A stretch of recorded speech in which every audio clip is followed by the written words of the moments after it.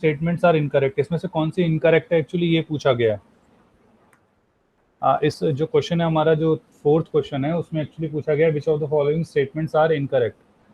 तो इसमें actually alpha beta और गामा जो पार्टिकल्स हैं इनकी प्रॉपर्टी पूछी गई थी। मतलब जनरली क्या होता है इनके बारे में, जो भी चीज़ें हैं वो याद करनी है। जो इम्पोर्टेंट चीज़ है वो क्या है, जो फोर्थ प्रॉपर्टी है इसकी, वो इन्होंने उल्टी लिखी हुई है। तो एक्चुअली में होता क्या है, जो अल्फा पार्टिकल होता है उसकी पेनिट्रेशन पावर सबसे कम होती है, उसके बाद जो पेनिट्रेशन पावर होती है वो बीटा की होती है, और सबसे दूर तक, मतलब अगर मान लीजिए अगर बीटा पार्टिकल्स की रेज आ रही है हम तुम्हारी तरफ, तो अगर तुम उसको सिर्फ एक पेपर बीच में लगा दोगे तो वो उसको रोक लेगी। वहीं अगर अल्फा पार्टिकल के, अगर बीटा पार्टिकल के आएगा तो उसके लिए आपको थोड़ी मोटी सी एक शीट चाहिए होगी उसको रोकने के लिए, प्लस एक लिक्विड सोल्यूशन चाहिए होता है। वहीं गामा पार्टिकल्स बहुत मतलब क्योंकि उनके ऊपर कोई चार्ज नहीं होता, तो काफी दूर तक या काफी मोटी जिसे कहते हैं दीवारों से वो आर पार हो जाते हैं। इसीलिए यहाँ पे जो थर्ड ऑप्शन है वो गलत है, बाकी चीजें आप सिर्फ एक बार पढ़ लेना।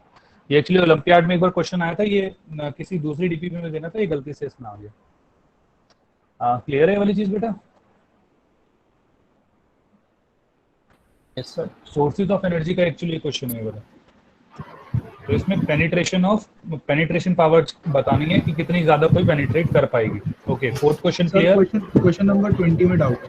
20 ओके, जस्ट मिनट बेटा। ये करने के बाद ना अपना माइक बंद कर लिया करो, शोर आ रहा है पीछे।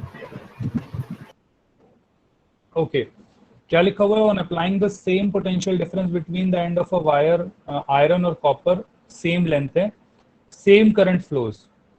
ठीक है, तो वो कहता है सेम करंट। अब ध्यान से देखिए, वो कहता है कि दो वायर है, मतलब दो अलग अलग रेजिस्टेंस, एक ये कॉपर की है और ये आयरन की है।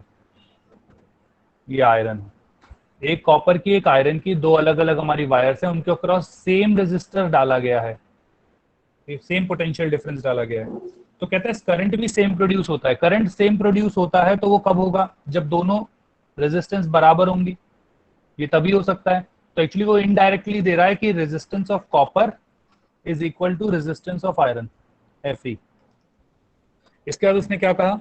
उसने कहा दोनों की लेंथ सेम है। चलो ठीक है, तो length of copper is equal to length of iron. इसके बाद वो क्या कह रहा है? Compare the radii. रेडियाई के रिलेशन में हमें निकालना है क्या निकालना है? Radius of iron divided by radius of copper हमें निकालना है। स्पेसिफिक रेजिस्टेंस ऑफ आयरन भी दे रखी है हमें, तो स्पेसिफिक रेजिस्टेंस ऑफ आयरन दे रखी है हमें 1 × 10⁻⁷, और स्पेसिफिक रेजिस्टेंस ऑफ कॉपर भी दे रखी है, कितनी दे रखी है? 1.6 × 10⁻⁸ ओम मीटर। बेटा कैलकुलेट हो जाएगा या फिर कैलकुलेशन करूं? सर हो जाएगा, कर लिया। कैलकुलेशन में मेरे ख्याल से मुझे मिस्टेक हो रहा है। यहाँ तक हो गया था आपका? यस सर, यहाँ तक हो गया था। ठीक है, 10 से तो copper into length of copper divided by area of copper. Area of copper, अभी एरिया ऑफ कॉपर π/4, क्योंकि इसमें रेडियस निकालना है तो πr², कॉपर के रेडियस का whole square is equal to iron की डेंसिटी इंटू लेंथ की, हमारी कॉपर की आयरन की डेंसिटी इंटू में पाई अगेन, और आयरन का रेडियस का होल स्क्वायर। ध्यान से देखो, दोनों लेंथ बराबर दे रखी है, तो ये तो इससे कट जाएगी। Yes sir. पाई से पाई भी कट जाएगा। यस मुझे सर। निकालना है आयरन डिवाइडेड बाय कॉपर, तो इस आयरन को इस तरफ दूसरी साइड ले जाओ, तो आयरन को दूसरी तरफ ले जाओ, तो R iron divided by R copper का whole square is equal to density of iron divided by density of copper. ये नीचे ले गए हम। और डेंसिटी ऑफ आयरन कितना दे रखा है हमें? रेजिस्टिविटी जिसे कहते हैं, डेंसिटी नहीं रेजिस्टिविटी। तो 1 × 10⁻⁷, और कॉपर की दे रखी है 1.6 × 10⁻⁸। ध्यान से देखो, ये इससे कटेगा तो 10⁻⁻1 आएगा। Yes sir. 10⁻⁻1 ऊपर लेके जाओगे तो कितना आ जाएगा? 10/1.6। Yes sir. पॉइंट हटेगा तो ये 100 आ जाएगा। तो hence radius of iron radius of copper का whole square is equal to 100/16। तो R of iron square root कर देंगे तो 10/4 आ जाएगा। Yes sir. 10/4 5/2 होता है, 2.5। और किसी का कोई क्वेश्चन? 1 से 20 के बीच में कोई किसी का क्वेश्चन? सर 21 में डाउट है। इसके बाद एक मिनट, पहले 1 से 20 20 के बीच में किसी का क्वेश्चन, अगर कोई नया बच्चा आया है तो 1 से 20 के बीच में कोई क्वेश्चन किसी का? ओके 21 कह रहे हो बेटा? Yes sir. 21 देखो ध्यान से देखना।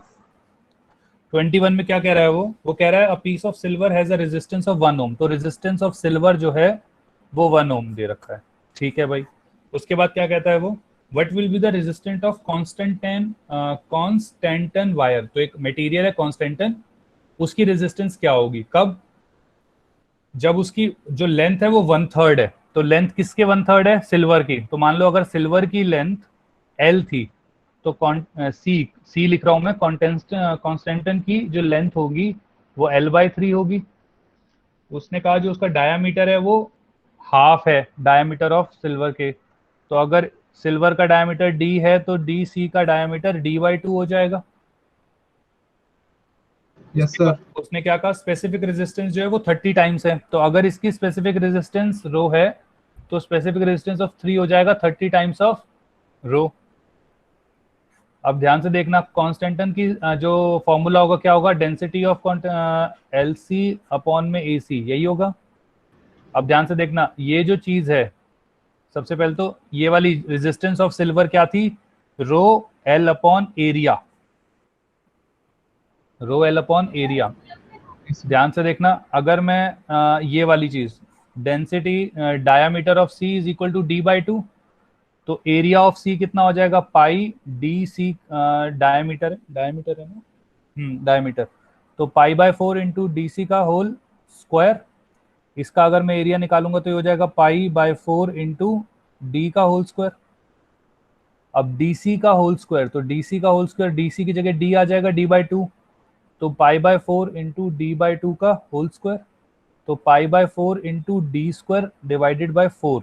ध्यान से देखो, ये π/4 इंटू D स्क्वायर है, ये किसके बराबर है, सिल्वर के। ये रहा π/4 इंटू D स्क्वायर। तो ये क्या आ जाएगा, area of silver divided by 4। ये चीज समझ में आई?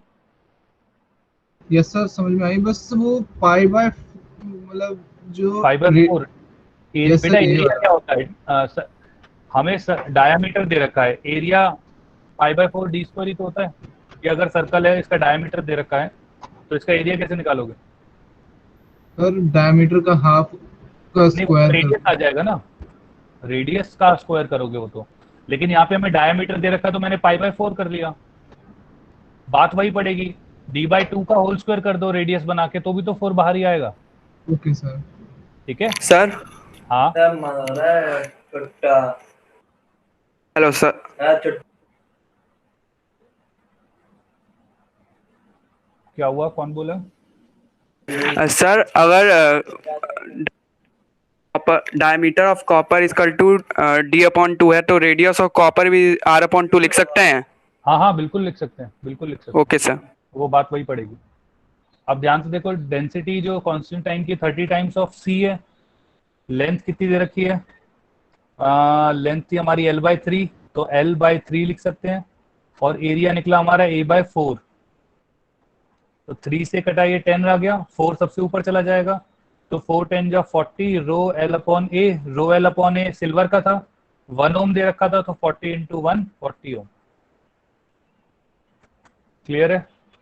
कोई डाउट इसमें किसी को? क्वेश्चन नंबर 14 पहले ये क्लियर है? यस सर क्लियर है। ठीक है, क्वेश्चन नंबर, मैं पूछ तो रहा था आपसे कि 1 से 20 के बीच में किसको डाउट हो तो। Okay, question number 14।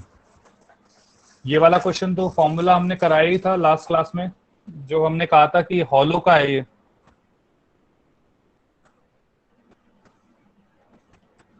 अब हॉलो में उसने क्या कहा, the external diameter of a 5 metre hollow.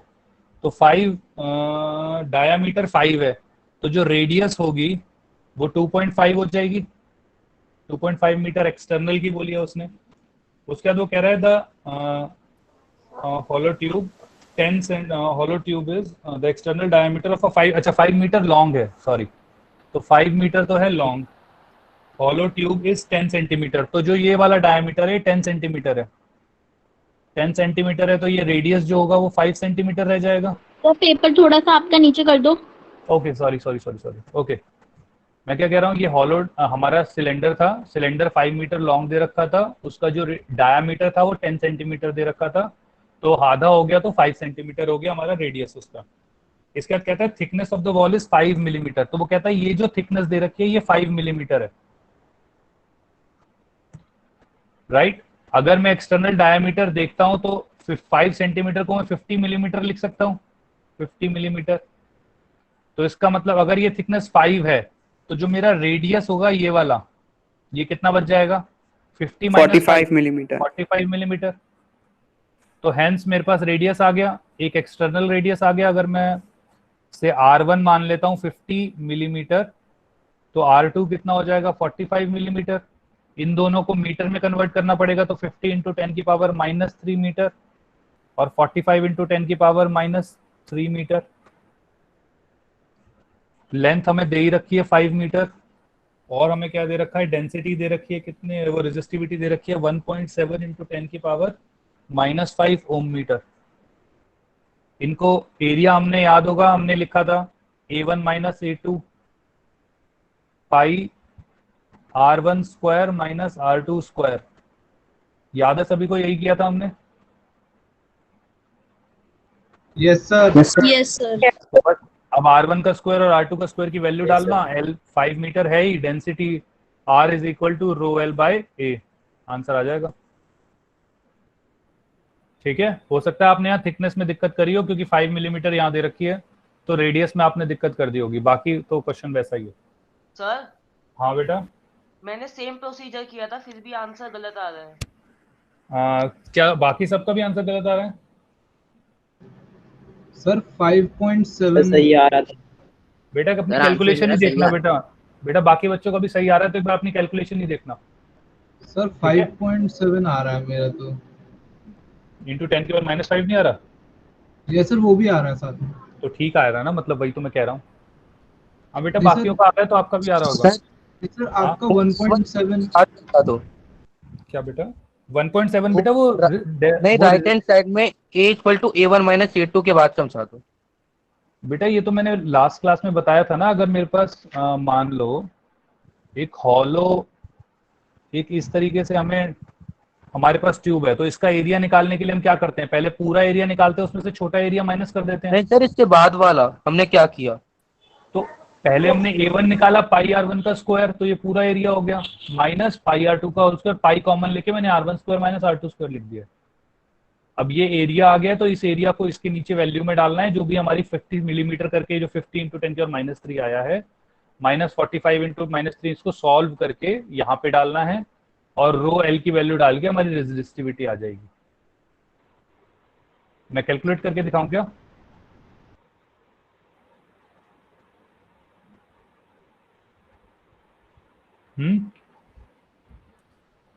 Sir 26 question में डाउट। एक मिनट, पहले ये वाला क्लियर है सभी को? Yes sir. एक मिनट, Yes, बाकी sir. जिसको डाउट था बेटा अभी? सर वो फॉर्मूला में पुट किया है ना लास्ट में। हाँ बेटा, जैसे डेंसिटी देखो, रेजिस्टिविटी 1.7 इंटू 10 की पावर -5, सर समझ में आ गया। 5 इंटू पाई इंटू R1 का स्क्वायर, वो 50 इंटू 10 की पावर -3 का होल स्क्वायर, माइनस 45 इंटू 10 की पावर -3 का होल स्क्वायर, दैट्स इट। इसको सॉल्व करना है, ठीक है? Okay sir. ओके, चलो अब कौन सा क्वेश्चन? Sir question number 24। 24 से पहले तो किसी का नहीं है कोई? No sir. 24 मैंने क्लास में कराया था। आपको याद है जब मैंने क्यूब लिया था जिसमें रो L बाय A लिया था? यस सर, मैंने भी वैसे किया था, लेकिन वैसे उस टाइप के आंसर मेरा करेक्ट नहीं आ रहा था। Okay, मैंने भी चलो उस टाइप से किया था, अलग अलग एरिया से। हाँ ठीक है, तो वैसे हुआ नहीं। चलो देख No, लेते हैं, sir. कोई बात नहीं, देख लेते हैं, ध्यान से देखिएगा।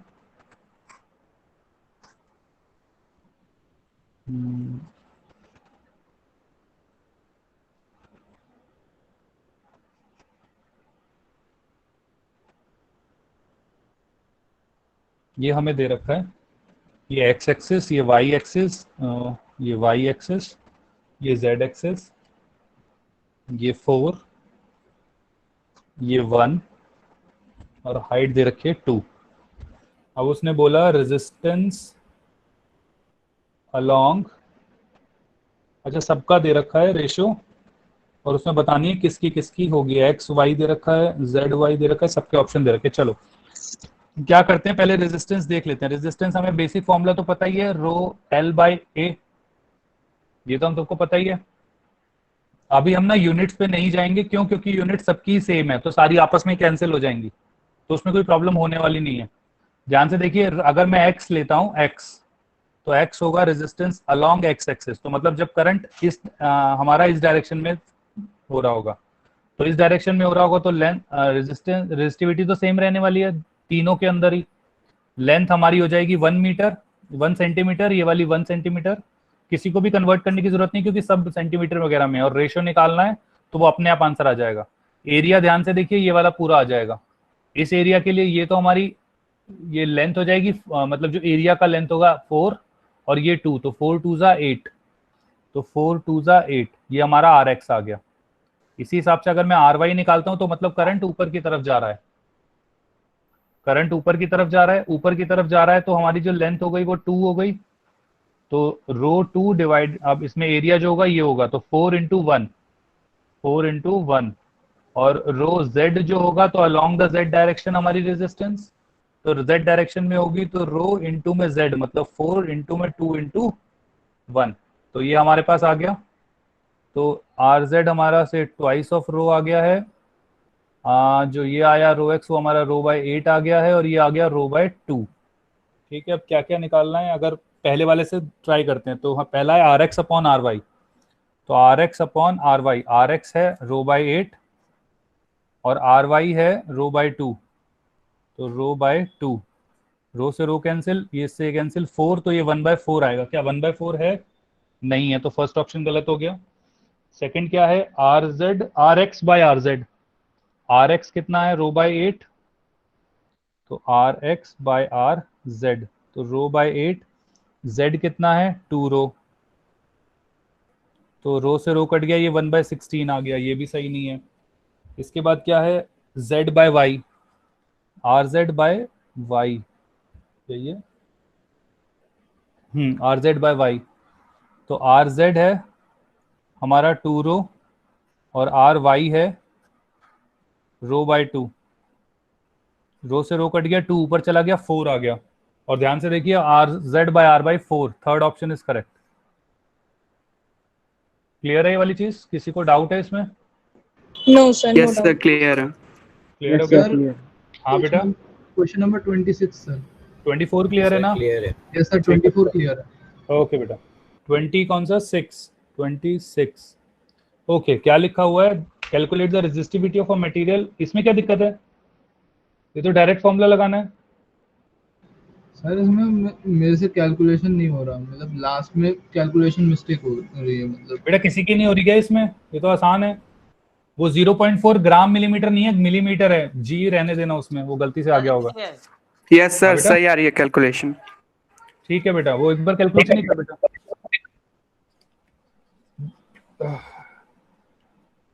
ये वाला क्वेश्चन बेटा, हाँ बोलो, बता कौन सा? 28, यस सर, क्वेश्चन नंबर 28। 28 ध्यान से देखना बेटा, क्या लिखा है, 2 wires of equal diameter of resistivity rho 1 and rho 2 and length L1 and L2 are joined in series. तो इसमें जो आपका सीरीज वाला कॉन्सेप्ट है जो हमने लास्ट क्लास में सीखा था, वो भी अब इसमें यूज होगा। ध्यान से देखना क्या लिखा हुआ है, 2 वायर्स ऑफ इक्वल डायमीटर, तो डायमीटर इक्वल है तो इसका मतलब एरिया दोनों का सेम है। उसका तो कहता है एक का रेजिस्टिविटी रो 1 है और एक की रो 2 है, और एक की लेंथ है L1 और एक की लेंथ है L2, दोनों को सीरीज में कनेक्ट किया गया है। अब इक्विवेलेंट रेजिस्टिविटी निकालनी है। रेजिस्टिविटी मैंने आप लोगों को बताया था। अब रेजिस्टिविटी कैसे निकालोगे, तो ध्यान से देखिए, सबसे पहले अगर मैं किसी चीज को सीरीज में कनेक्ट कर देता हूं तो नेट रेजिस्टेंस किसके इक्वल आती है, R1 प्लस R2। अगर मैं इसको R1 मान लेता हूं और इसको R2, ये सबको क्लियर है? Yes sir. तो R1 equal to R1 plus R2। R1 क्या हो गया, रो 1 A upon L1 plus rho 2 A upon L2। ये बेसिक चीज सबको समझ में आती होगी मुझे लगता है। नाउ मैंने क्या बताया था, नेट रेजिस्टेंस जो होती है वो इन दोनों को मिला के बनती है। आप लोगों को याद होगा, ये जो काम करेंगी वही वो अकेली नेट रेजिस्टेंस करेगी। Yes sir. तो इसका मतलब नेट रेजिस्टेंस क्या हो जाएगी, एक ऐसी वायर, सर रो एक सेकंड, L1 अपॉन ए होगा ना? एक second, sir rho L upon A. एक मिनट रुक जाओ, पहले मैं समझाने तो दो बेटा, एक L1 अपॉन ए। एक मिनट। ओके, मैं क्या कह रहा हूं कि हम क्या कह रहे हैं कि दो वायर को हटा के एक वायर लगानी है जिसकी लेंथ सेम होनी चाहिए, क्योंकि रेजिस्टेंस हमें उतनी वायर का लेना पड़ेगा। तो हेंस एक ऐसी वायर है जिसकी रेजिस्टेंस है रो, जिसकी लेंथ है एल और जिसका एरिया है ए, राइट। एक ऐसी वायर होनी चाहिए, एरिया तो इन दोनों का भी सेम है और इसका भी सेम है, राइट। तो इसमें तो कोई ज्यादा दिक्कत होगी नहीं। तो रो के लिए तो नेट रेजिस्टेंस क्या हो जाएगी हमारी, रो इंटू एरिया अपॉन में टोटल लेंथ। अब टोटल लेंथ कितनी हो जाएगी, L1 प्लस L2, तो L1 प्लस L2। सर लेकिन सर रेजिस्टेंस का फॉर्मूला तो सर रेजिस्टिविटी सर रेजिस्टेंस के फॉर्मूले में यस सर वही रो 1 L1 अपॉन ए आता है ना? Yes sir rho 1 L1। Sir resistance का फॉर्मूला रो 1 L1 अपॉन वो गलती कर दी, rho 1 L1 upon A1 plus rho 2 L2 upon A2, similarly rho L1 plus L2 upon में A। अब ठीक है, अभी ठीक है? Yes sir. राइट। अब ध्यान से देखना, A1 जो होगा वो A2 के बराबर होगा, ये तीनों बराबर होंगे क्योंकि नेट एरिया दोनों का सेम है, तो ये भी सेम आएगा। कोई बच्चा परेशान है, एक सेकंड रुके। आदित्य सिन्हा, आदित्य बेटा क्या कर रहे हैं, ध्यान से देखो, मैं दोबारा एक बार बता देता हूं। देखो दो वायर थी, एक की लेंथ L1 है, एक की लेंथ L2 है, दोनों अलग अलग मटेरियल हैं, तो रो 1 रो 2 उनकी रेजिस्टिविटी है। दोनों का जो क्रॉस सेक्शनल एरिया है वो सेम है, तो इसका भी ए है, इसका भी ए है। उसने बोला कि इन दोनों को हमने सीरीज में ज्वाइन कर दिया, सीरीज में ज्वाइन कर दिया तो नेट रेजिस्टेंस का फॉर्मूला हमें पता है, आर नेट होता है R1 प्लस R2, राइट। अब मैंने आपको पढ़ा रखा है कि रेजिस्टेंस जो फॉर्मूला होता है, रेजिस्टेंस जो निकलती है वो निकलती है रो L बाय ए से, तो रो 1 L1 upon A1 plus rho 2 L2 upon A2। एक और चीज क्या पढ़ाई है कि हम जो आर नेट निकलता था वो एक ऐसा रेजिस्टेंस था जिसकी रेजिस्टेंस जो होगी वो सेम होगी इन दोनों के रिस्पेक्ट में, मतलब अगर इन दोनों को हटा दें और एक रेजिस्टेंस लगा दें तो वो सेम इफेक्ट प्रोड्यूस करेगा जो ये दोनों मिलके कर रहे हैं। नाउ इन दोनों की लेंथ मिला, जो ऊपर वाले दोनों है R1 R2, इन दोनों की लेंथ मिला के L1 प्लस L2, जो हमारी जो इन दोनों को हटा के जो हम वायर लगाएंगे उसकी लेंथ भी सेम होनी चाहिए। तो अब सेम होनी चाहिए मतलब अगर इसकी एक की लेंथ L1 और दूसरे की L2 है तो सीरीज में जब लगाएंगे तो L1 प्लस L2 हो जाएगी टोटल लेंथ, तो हेंस रो L1 प्लस L2 आ जाएगी divided by A। Now A1 और A2 ये तीनों बराबर हैं क्योंकि क्रॉस सेक्शनल एरिया इन दोनों का सेम था, तो इसका भी सेम रहेगा क्योंकि वायर हमने वही ली है, वैसी ही ली है। तो हेंस मतलब सेम वॉल्यूम के लिए, आसान भाषा में इन दोनों की जो वॉल्यूम रहेगी वो सेम रहेगी। नाउ बचा क्या, rho L1 plus L2 is equal to rho 1 L1 plus rho 2 L2। तो डेंसिटी जो रेजिस्टिविटी आ गई वो हमारी आ गई रो 1 L1 plus rho 2 L2 upon में L1 plus L2।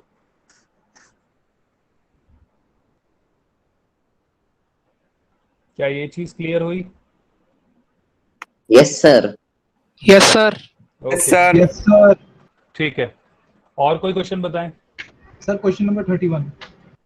Question number 31, 29, 30 किसी को डाउट तो नहीं है? 31 सर 30 बता दो एक बार। 30 बेटा, calculate the electrical conductivity of a conductor. बेटा इसके अंदर आपको ना सबसे पहले आप रेजिस्टिविटी निकालो। रेजिस्टिविटी का फॉर्मूला तो पता है आपको? Yes sir. R is equal to rho L by A होता है, तो रेजिस्टिविटी का फॉर्मूला हो जाएगा resistance into area upon length. ये रेजिस्टिविटी आ गई। उसने निकालने को क्या बोला है, कैलकुलेट द इलेक्ट्रिकल कंडक्टिविटी। क्या मैंने बताया था conductivity is reciprocal of resistivity, तो हेंस क्या हो जाएगा LRA। इसको सॉल्व कर लेना बेटा, आंसर आ जाएगा। Okay sir. ओके सभी को यहां तक क्लियर है? Question number sir. Okay, question number 31, VI graph दे रखा है, calc for a conductor at two temperature T1 and T2, relation between T1। बेटा ये तो मैंने कराया तो था कि कंडक्टर के अंदर जब टेम्परेचर बढ़ाते हैं तो रेजिस्टेंस ज्यादा होती है। अब ध्यान से देखो, इसमें दोनों में से रेजिस्टेंस किसकी ज्यादा होगी, T1 की, और रेजिस्टेंस किसकी कम होगी, T2 की, क्योंकि स्लोप ऐसा है। ध्यान से देखो मैं क्या बता रहा हूं। ये हमारा VI ग्राफ दे रखा है, ये T1 दे रखा है, ये T2 दे रखा है। हमें ये दिख रहा है कि ये स्लोप ज्यादा है T1 का इसके रिस्पेक्ट में। Yes sir. तो मैं कह सकता हूं कि रेजिस्टेंस की जो 1 की है वो ज्यादा होगी 2 के रिस्पेक्ट में। ये तो मैं कह सकता हूं डायरेक्टली। ऐसा क्यों सर? बेटा मैंने क्लास में बताया था ना, जब अरे ये स्लोप तो मैंने बताया था VI ग्राफ के अंदर कि जिसका ज्यादा स्लोप होता है उसका रेजिस्टेंस ज्यादा होती है। सर तो जिस अगर इसका स्लोप ज्यादा होगा T1 का तो उसको में करंट ज्यादा पास करेगा ना सर? नहीं, रेजिस्टेंस ज्यादा होगी। स्लोप ज्यादा मतलब जितनी ज्यादा वोल्टेज उतना कम रेजिस्टेंस है। देखो अगर मैं इन दोनों का देखो सेम पोटेंशियल है, इसके अंदर करंट हमारा इतना ही आया और इसके अंदर ज्यादा आ गया, तो स्लोप कम हुआ ना। आसान भाषा में जिसका स्लोप ज्यादा होगा उसकी रेजिस्टेंस ज्यादा होगी, रेजिस्टेंस ज्यादा होगी तो करंट कम होगा।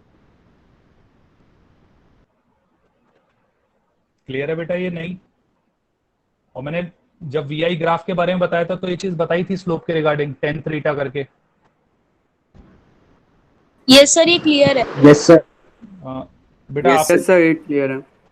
जिसको डाउट था अभी, सर मेरे को फिर भी ढंग से समझ नहीं आया मेरे को। बेटा आपने ट्रिग्नोमेट्री पढ़ी है आपने? Yes sir. tan थीटा की वैल्यू पढ़ी है आपने? Yes sir. tan 45 क्या होता है? 1/√2। 1 होता है बेटा। सॉरी और tan 60 क्या होता है? सर √3/2। √3 होता है। √3 होता है। tan 45 होता है 1। √3 का मतलब 1.732 यस सर। और 1 का मतलब 1 ही होगा। क्या आपको दिख रहा है कि अगर ये इसको 45 डिग्री मान लो और इसको 60 डिग्री मान लो तो ये समझ में आएगा कि इसकी tan थीटा की वैल्यू ज्यादा होगी और इसकी कम?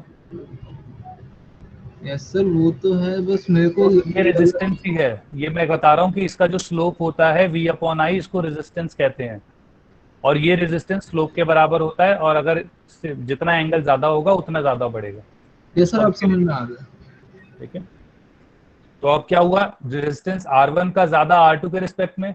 अब कंडक्टर्स में मैंने आपको ये बताया हुआ है कि जब टेम्परेचर बढ़ता है तो कंडक्टर्स की रेजिस्टेंस बढ़ती है, तो डायरेक्टली हम लिख सकते हैं T1 is greater than T2। क्या ये सबको क्लियर है? इसमें किसी को डाउट बेटा अभी आपको समझ में आ गया वाला? Yes sir. ओके, अगला कौन सा क्वेश्चन बेटा? सर आप क्वेश्चन 33 30 सर क्वेश्चन 33 सर 33 32 किसी को डाउट? सर 32 भी 32। ओके 32 बेटा बिल्कुल सेम है जो भी ऊपर कराया है मैंने। देखो क्या लिखा है, 2 वायर्स ऑफ सेम डायमेंशन, दोनों की डायमेंशन सेम दे रखी है, रेजिस्टिविटी ρ1 और ρ2 दे रखी है, और दोनों को सीरीज में कनेक्ट किया है। ध्यान से देखो, सीरीज में कनेक्ट किया है, लेकिन इस बार L1 और L2 भी सेम है। मतलब L1 इज इक्वल टू किसके इक्वल हो जाएगा, L2 के। ये समझ में आ रहा है बेटा या नहीं? अभी Yes, जो sir. ऊपर हमने क्वेश्चन किया है उसके अंदर बिल्कुल सेम क्वेश्चन है। अब बस यस इसका सर, जो समझ आ रहा है। इसका जो आंसर है ना, बस इसमें L1 is equal to L2 कर दो। ध्यान से देखो, तो L1 is equal to L2 is equal to L कर देते हैं, तो ρL plus ρ1L plus ρ2L is equal to L plus L। तो L कॉमन ले लेते हैं, L कॉमन आ जाएगा ρ1 plus ρ2 divided by 2L, L से L cancel, ρ1 plus ρ2 divided by 2 answer आ जाएगा आपको, बी ऑप्शन आंसर। 32 क्लियर है सभी को? जिसने पूछा था डाउट पहले तो Yes, वही sir. बताए। ठीक है, ओके। Clear. क्वेश्चन नंबर 33 ध्यान से देखना बेटा, इसके वैसे 2 तरीके हैं, मैं आपको थोड़ा इजी वाला तरीका बता रहा हूं ताकि आप लोगों को ज्यादा दिक्कत ना हो। ध्यान से देखना क्या बोला है, मासेस ऑफ 3 वायर दे रखे हैं, मास का रेशो दे रखा है m1 ratio m2 ratio m3 दे रखा है 1 रेशो 3 रेशो 5। सिमिलरली लेंथ के रेशो दे रखा है L1 ratio L2 ratio L3 is equal to 5 ratio 3 ratio 1। ये हमें दे रखा है। हमें निकालने को क्या बोला है, R1 ratio R2 ratio R3। सभी को इतनी चीज समझ में आई है? किसी को कोई डाउट हो यहां तक तो बताए। ये बस जो बोला गया है मैंने वो लिख दिया है, ये दिया हुआ है और ये निकालना है, right? Yes sir, it is okay. Clear. R1 ध्यान से देखना, R1 को हम लिख सकते हैं ρ1 L1 upon A1। Similarly R2 को लिख सकते हैं ρ2 L2 upon A2। Similarly R3 को लिख सकते हैं ρ3 L3 अपॉन A3। रेजिस्टेंस को ही लिखा है बस मैंने, और कुछ नहीं किया। और थोड़ा आप ध्यान से देखोगे इसके अंदर तो जो वायर है, जो तीनों रेजिस्टेंस की जो वायर है वो तीनों कॉपर हैं। कॉपर है इसका मतलब तीनों की जो हमारी नेट रेजिस्टेंस होगी, जो तीनों की हमारी रेजिस्टिविटी होगी वो सेम होगी, तो इसका मतलब रेजिस्टिविटी हटा सकते हैं। तो क्या बचा, L1 A1 ratio L2 A2 ratio L3 A3। क्या यहाँ तक सबको समझ में आया है? Yes, sir. ओके, ध्यान से देखना। एरिया, अब हमें पता है मास क्या होता है, मास होता है एरिया इनटू लेंथ। इसका मतलब अगर मैं एरिया निकालना चाहूं तो एरिया क्या लिखूंगा, mass upon length.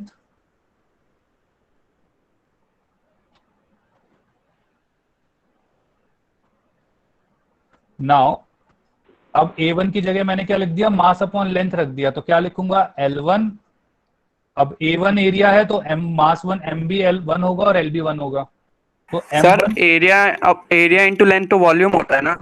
Area into length volume होता है, तो डेंसिटी भी ले लो, याद आ गया, ठीक है। तो डेंसिटी भी ले लो, ये D ले लो इसको, लेकिन ये सबकी सेम रहेगी ना डेंसिटी, Yes, sir. Density तो तो सेम वापस रहेगी भी क्योंकि वापस कॉपर ही भी वायर है। वो वापस सबसे कट जाएगा। लेकिन चलो अगर इसको भी हम ले लेते हैं तो यहाँ पे हो जाएगा डेंसिटी L1 M1 DL1। क्या ये सबको क्लियर है ये वाली चीज? तो हेंस यहाँ पे भी हम लिख सकते हैं M1 DL1। सिमिलरली रेशो हो जाएगा L2 M2 divided by L2 D। Similarly L3 divided by M3 divided by L3 D। ध्यान से देखिए ये सारे ऊपर चला जाएगा तो क्या आ जाएगा, D into L1 square upon M1, D into L2 square upon M2, D into L3 square upon M3। D से D सारे कैंसिल। ध्यान से देखो L1 ratio L2 ratio L3 हमें क्या दे रखा है, 5 रेशो 3 रेशो 1। 5 रेशो 3 रेशो 1 दे रखा है हमारा M1 sorry L1 ratio L2 ratio L3। अब इसके अंदर हमने क्या करना था, L1 का स्क्वायर L2 का स्क्वायर L3 का स्क्वायर, तो इन तीनों का स्क्वायर कर दो। तो 5 का स्क्वायर, 3 का स्क्वायर और 1 का स्क्वायर। मास सिमिलरली जो मास है, मास क्या है M1 M2 M3, तो नीचे वही रेशो 1 3 5, तो 1 3 5, तो 5 का स्क्वायर हमारा हो जाएगा 25 रेशो 3 से 3 कट जाएगा तो बचेगा 3 रेशो, ये बचेगा 1/5। अब इन रेशोज में जनरली हम क्या करते हैं, डिनोमिनेटर में कभी कुछ नहीं रखते, तो डिनोमिनेटर हटाने के लिए इस पूरे को 5 से मल्टीप्लाई कर दो। 5 से मल्टीप्लाई करेंगे तो 5 से आ जाएगा ये 125, 5 3 जा 15 और 5 1 जा 5। क्या मैं अकेला समझ रहा हूँ? Yes, नहीं, sir. sir. No Understood. Sir, it's clear. No, sir. Yes, sir. No, It's sir. It's clear. clear. यार क्लियर है। Yes. तो क्लियर है, Sir, clear है. पक्का ना? सभी को कोई डाउट तो नहीं है? Sir. Okay. हाँ बेटा, सर वहाँ पे 16:5 क्यों नहीं आया? एक सेकेंड, क्या बोला बेटा? सर L1:L2:L3 5:3:1 कैसे आया? बेटा ये तो क्वेश्चन में दे रखा है ना, क्वेश्चन पढ़ो। Okay sir. और कोई क्वेश्चन किसी का? सर ये 125:15:5 नहीं आना चाहिए? नहीं बेटा 1 आएगा ना, क्योंकि यहाँ पे भी 5 से मल्टीप्लाई होगा तो 5 से 5 कट जाएगा ना। Okay sir. ठीक है, ओके। और कोई क्वेश्चन किसी का? I think it is clear now, fine. Question आगे बताइए कोई और। कौन सा? Question number 37। 37 में क्या है? A steady current is flowing through a conductor of uniform any segment of the conductor as। बेटा देखो, जब एक वायर के अंदर करंट बह रहा होता है, अगर मैं किसी सेक्शन पे चार्ज की बात करूं, चार्ज के मतलब ये हो जाएगा कि उसके ऊपर कोई पॉजिटिव चार्ज है या नहीं है, तो नेट चार्ज जो होता है वो हमेशा 0 रहता है। जो नेट, जब भी करंट कोई फ्लो हो रहा होगा, जब भी करंट कोई फ्लो हो रहा होगा तो जो किसी भी सेक्शन पे अगर हम नेट चार्ज देखेंगे तो वो 0 रहेगा। मैसेज में क्या लिखा है, किसने क्वेश्चन लिखा हुआ है, ये क्या लिखा है? Who is Negi मॉक्स pressure?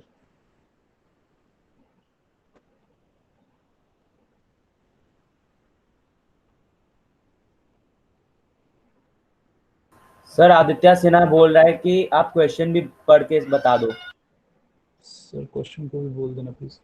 अच्छा, क्वेश्चन है बेटा, steady current is I is flowing through a conductor of uniform cross section.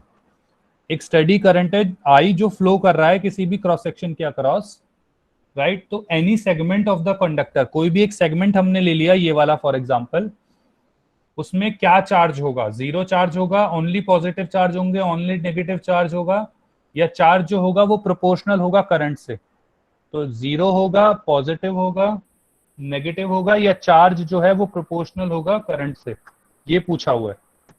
तो मैं क्या बता रहा हूं कि करंट जब भी किसी कंडक्टर में फ्लो करता है तो जो नेट चार्ज होता है किसी भी सेगमेंट पे वो जीरो रहता है। ऐसा नहीं है कि कोई चार्ज आ जाएगा उसके। सर क्या? हाँ बेटा। सर ऐसा क्यों होता है कि वो जीरो होता है? समझ में नहीं आया। एक मिनट बेटा, मैं क्या कह रहा हूँ कि ऐसा नहीं होगा कि देखो इसी के इलेक्ट्रॉन्स है ना, सारे के सारे जो फ्लो कर रहे हैं, जो यहाँ से यहाँ फ्लो कर रहे हैं, वो सारे हैं तो इसी के इलेक्ट्रॉन्स। Yes sir. तो नेट करंट जो मतलब सब फ्लो तो हमारा क्लोज लूप में ही कर रहा है, तो ऐसा नहीं है कि कहीं चार्ज एक्यूमुलेशन हो जाएगा और वो पॉजिटिव हो जाएगा या नेगेटिव हो जाएगा। जब आप 11th में पढ़ोगे तो आपको समझ में आएगा कि इलेक्ट्रिक फील्ड होती है तो चार्ज एक्यूमुलेशन हो जाता है, एक तरफ पॉजिटिव हो जाएगा, एक तरफ नेगेटिव हो जाएगा, तो उसकी वजह से हमारा चार्जेस अलग आएंगे। लेकिन ये क्लोज लूप है, तो क्लोज लूप के अंदर वो चार्ज फ्लो करते रहेंगे, तो ऐसा नहीं है किसी भी एक सेक्शन पे पॉजिटिव या नेगेटिव चार्ज आएगा। ठीक है सर तो फिर सर इसका फोर्थ ऑप्शन होना चाहिए ना? नहीं बेटा, जीरो नेट हमेशा जीरो ही होगा। अगर एस के हिसाब से तो फिर ये हो जाएगा ना कि करंट के ऊपर डिपेंड होगा। इसके हिसाब से तो फिर ये हो जाएगा कि भाई जितना ज्यादा करंट होगा उतना ही चार्ज होगा, जबकि करंट चाहे लीनियर हो चाहे नॉन लीनियर हो, करंट इसमें यूनिफॉर्म दे रखा है। लेकिन किसी भी क्रॉस सेक्शन पे अगर करंट फ्लो कर रहा है तो नेट चार्ज जो उसमें होगा वो जीरो ही रहेगा। मतलब वहां जितना नेगेटिव होगा उतना ही पॉजिटिव होगा, तो जो नेट चार्ज हो जाएगा वो जीरो रहेगा, मैं ये कह रहा हूँ। अच्छा यस सर, ठीक है। ठीक है, और किसी को डाउट? सभी को क्लियर है ये वाली चीजें? चलिए आगे करते हैं। अब हम हमारा लास्ट क्लास में हमने कॉम्बिनेशन ऑफ रेजिस्टेंस देखा था, जिसमें हमने सीरीज देखा था और पैरेलल देखा था, और उसके रिगार्डिंग हमने सीरीज में हमने देखा था कि नेट रेजिस्टेंस होता है R1 plus R2 plus so on to Rn, whereas parallel में होता है R नेट जो होता है 1/R1 प्लस 1/R2 और इस तरीके से 1/Rn तक होता है। ये हमारा सीरीज का था और ये हमारा पैरेलल का था। तो यहाँ तक हम बात कर चुके थे, यहाँ तक तो सभी को क्लियर है, और इसके ऊपर हमने 2-3 सवाल भी देख लिए थे, राइट। अब हम थोड़े से एक बार कुछ ऐसा ही सवाल कर लेते हैं जो लास्ट क्लास से रिलेटेड था, ताकि सबकी रिवीजन हो जाए, और उसके बाद फिर हम क्वेश्चन करना शुरू करेंगे, थोड़े से डिफिकल्ट वाले जिसमें थोड़ा और कॉन्सेप्ट लगेगा। ध्यान से देखिएगा।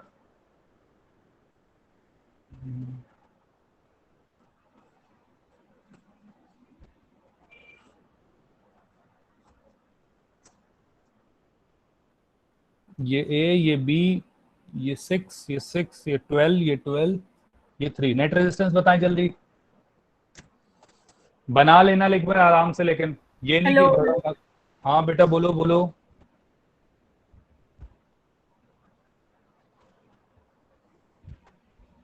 किसी का क्वेश्चन है इसमें? सर वो गलती से ऑन हो गया था। ओके, कोई बात नहीं, कोई बात नहीं।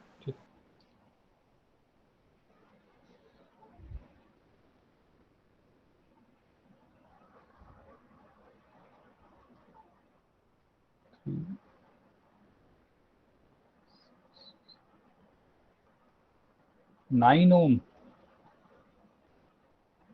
ओके, वैभव का 9, ईशिका का 9, आदित्य 9, हर्षल 5। हर्षल गुड बेटा, हर्षल का ठीक है आंसर 5। आदित्य, ईशिका और वैभव दोनों चेक करो बेटा, तीनों। 1 मिनट मोर।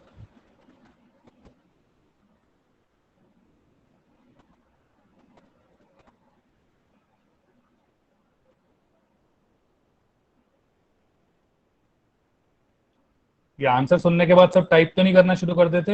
सॉल्यूशन कर रहे हो ना? अब सबके 5 ही आ रहे हैं आंसर।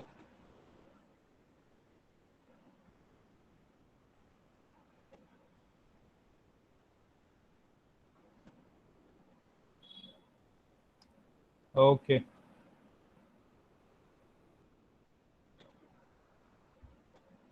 अश्मित बेटा मजाक कर रहा था।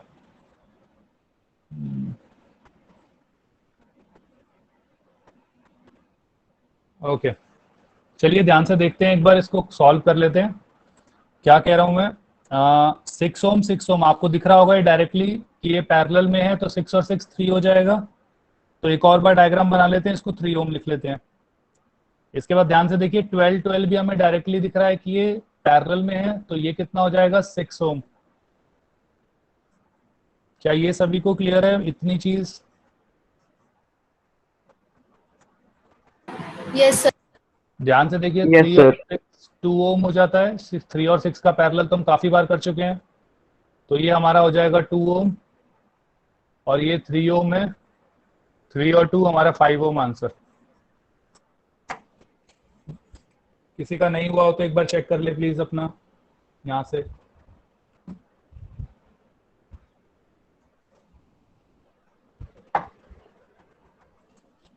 समझ नहीं आया। किसको नहीं आया बेटा? ओके नहीं आया, क्या दिक्कत आ रही है बेटा इसमें? मैं क्या कह रहा हूँ ध्यान से देखें, इसमें 6 और 6 ये तो हमें दिख रहा है कि ये पैरेलल में है।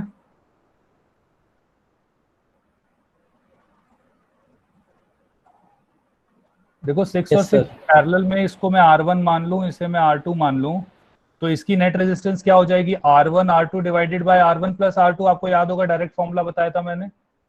और जनरली और अच्छी तरीके से क्या याद कर सकते हो कि अगर दोनों की सेम रेजिस्टेंस है तो पैरेलल के अंदर इसका हाफ हो जाता है। तो अगर 6 है तो दोनों 6 6 है तो 3 हो जाएगी, तो डायरेक्टली 3 लिख सकते हैं। बाकी कैलकुलेट करनी हो तो 6 इंटू 6 डिवाइडेड बाय 6 प्लस 6, तो 6 इंटू 6 डिवाइडेड बाय 6 प्लस 6 12, 6 2 जा और 2 3 जा, तो 3 ओम आ गया। क्लियर है बेटा ये चीज? Yes sir. सिमिलरली क्या 12 12 भी दिख रहा है? देखो सेम पोटेंशियल के बीच में है, 12 12 भी सेम पोटेंशियल के बीच में है, तो 12 12 भी 6 हो जाएगा, आधा हो जाएगा 12 का। फिर 6 और 3 पैरेलल में ये डायरेक्टली दिख रहा है, तो ये तो हमने काफी बार कैलकुलेट कर रखा है, 2 ओम होता है। और 2 और 3 हमारा सीरीज में हो गया, तो ये 5 ओम हो गया। अभी कोई डाउट है बेटा? No sir. सर हाँ बेटा बोलो। सर सीबीएसई में भी हमें ऐसे करना होगा कि हम इसे एक ही बार मान लेते हैं, मतलब ये लिख के? कैसे कैसे कैसे सीबीएसई में क्या? कि सर आपने कहा कि हमें 6 ओम 6 ओम, तो सर नहीं वो मैंने उसके लिए सॉल्यूशन बताया ना बेटा, उसके लिए तो मैंने ये बताया ना R1 R2 वाला। उसके लिए ये है R1 R2 अपॉन में R1 प्लस R2 करके इसको इस तरह सॉल्व करना। सर एक और एग्जांपल देना। हाँ हाँ इसके तो मैं अभी आराम से आपको बहुत सारे कराने वाला हूँ, उसकी परेशानी ना लो। ओके ध्यान से देखना।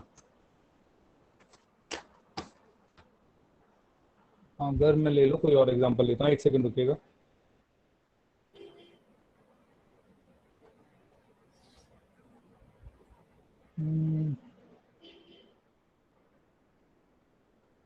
ओके ये काफी नॉर्मल एग्जांपल है, काफी मतलब सीबीएसई से रिलेटेड है। जैसे ही मैं थोड़ा अच्छे लेवल का कराऊंगा मैं आपको बता दूंगा कि ये सीबीएसई से थोड़ा सा ऊपर है, ठीक है? ये सीबीएसई वाला ही क्वेश्चन है, ध्यान से देखिएगा। ओके ये 7 ओम, ये 3 ओम, ये 10 ओम, ये 10 ओम, ये 5 ओम। ए और बी के अक्रॉस निकालना है।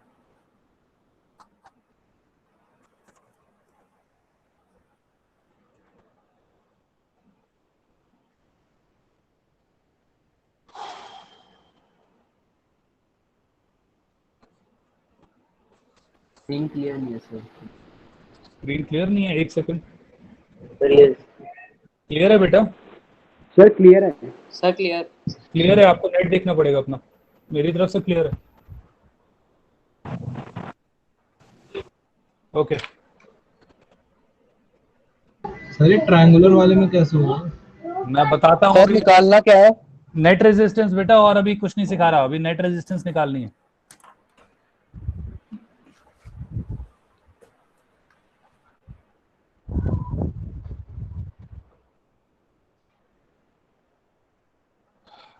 चलिए मैं निकलवाता हूँ, ध्यान से देखिएगा। कभी भी ऐसे सवाल जो मतलब डायरेक्टली आप लोगों को ये समझ में ना आए, बेटा मुझे पता नहीं है, कैलकुलेट करके देखते हैं अभी। Okay sir. अभी कैलकुलेट कर लेते हैं। ध्यान से देखिएगा मैं क्या कह रहा हूं। जब भी कभी आप लोगों को ये समझ में ना आए डायरेक्टली कि कौन सीरीज में है कौन पैरेलल में है, तो इसके एक तो मतलब पहला तरीका तो यही है कि डायरेक्टली आप देखें कि कौन सीरीज में कौन पैरेलल में। अगर देखते ही समझ में आते हैं तो ठीक है, अगर नहीं समझ में आते तो क्या करें? तो जो सेकंड मेथड होगा उसमें हम कहते हैं कि go to one of the corners. जैसे ध्यान से देखिएगा, यहाँ पे कॉर्नर्स कहाँ है? देखो ए और बी तो हमें निकालना ही है, ए और बी के बीच में, तो ए और बी कॉर्नर्स तो छोड़ ही दो। बाकी कौन सा बचा? एक कॉर्नर हमारा ये बचा और दूसरा कॉर्नर ये बचा, तो इसको सी मान लेते हैं, इसको डी मान लेते हैं। क्या सबको ये चीज समझ में आ रही है यहाँ तक? Yes sir. मैं क्या कह रहा हूँ, डायरेक्टली समझ में आ जाए या तो हमें डायरेक्टली पता लग जाए, नहीं पता लगे तो क्या करना है? सेकंड ऑप्शन है गो टू कॉर्नर। कॉर्नर में गए, ए और बी को नहीं लिया। सॉरी सर हमने ए और बी को नहीं लिया। बेटा ए और बी तो नेट रेजिस्टेंस हमें निकालना ही है ना इन दोनों के बीच में। इन दोनों को कैसे ले लोगे सॉल्व करने के लिए? इन दोनों के बीच में तो निकालना ही है, तो इन दोनों को तो हटा ही दो। बाकी कौन से हैं? तो सी डी, तो एक तो सी है दूसरा डी है। तो ध्यान से देखें, अगर कोई करंट, सी वाला पॉइंट पहले देख लेते हैं, अगर कोई करंट सी से पास करेगा, क्या वो सेम करंट 7 ओम से भी पास करना चाहिए? ये सबको समझ में आता है? Yes sir. कोई करंट अगर 3 ओम से पास करेगा वही करंट 7 ओम से पास करेगा और कहीं नहीं जा सकता वो। इसका मतलब क्या है? अगर मैं इसको R1 मान लूं और इसको R2 मान लूं, तो R1 R2 किस में हो जाएंगे? R1 and R2 are in series. ये सबको समझ में आता है या नहीं? Yes sir. Yes sir. बेटा किसी को डाउट हो तो वो बोले प्लीज पहले। किसी को डाउट ना हो तो वो शांत रहे, कोई दिक्कत नहीं है, मैं समझ जाऊंगा सबको समझ में आ गया। Again I am repeating it. R1 मैंने कॉर्नर पहले सिलेक्ट किया। हेलो। हाँ बेटा। Sir good evening, this side Chandra. Okay ma'am बोलिए। सर मेरे को एक छोटा सा डाउट था। इस क्लास में एक बच्चा है ओके जिसकी ना आईडी नहीं आइडेंटिफाई हो पा रही कि ये बच्चा है कौन, और हमें पता नहीं लग पा रहा ये हमारे ही स्टूडेंट है या कोई और है, जिसका नाम है स्टॉर्म ब्रेकर करके कुछ आईडी है इसकी। बेटा स्टॉर्म ब्रेकर में कौन है नाम?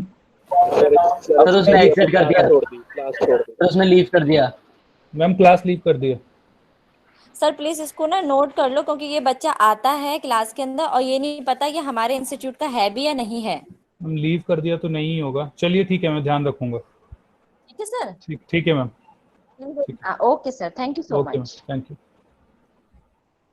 ओके चलिए, तो इसमें मैं क्या कह रहा हूँ, ध्यान से देखिएगा कि हम गो टू द कॉर्नर्स, तो कॉर्नर पे जाएं, सी और डी।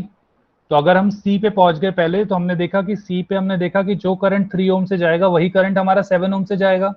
और मैंने सीरीज में यही बताया था कि दोनों रेजिस्टेंस आपस में सीरीज में तभी होंगे जब सेम करंट जाएगा दोनों में से। तो ध्यान से देखिए, तो R1 और R2 हमारे सीरीज में हो गए, तो जो नेट रेजिस्टेंस हो गई R12 की वो हो जाएगी R1 plus R2, that will be 3 + 7 10 ओम। क्या ये सबको समझ में आता है? इसमें कोई डाउट? No sir. ओके ध्यान से देखिएगा। अब मैंने क्या किया, इसको थोड़ा एडिट कर लेते हैं, दोबारा डायग्राम बनाते हैं। तो मैंने क्या किया, अब इन 2 रेजिस्टर्स की जगह एक रेजिस्टर बना देता हूं, विच इज लाइक दिस। बाकी ये रेजिस्टर सेम रहेंगे।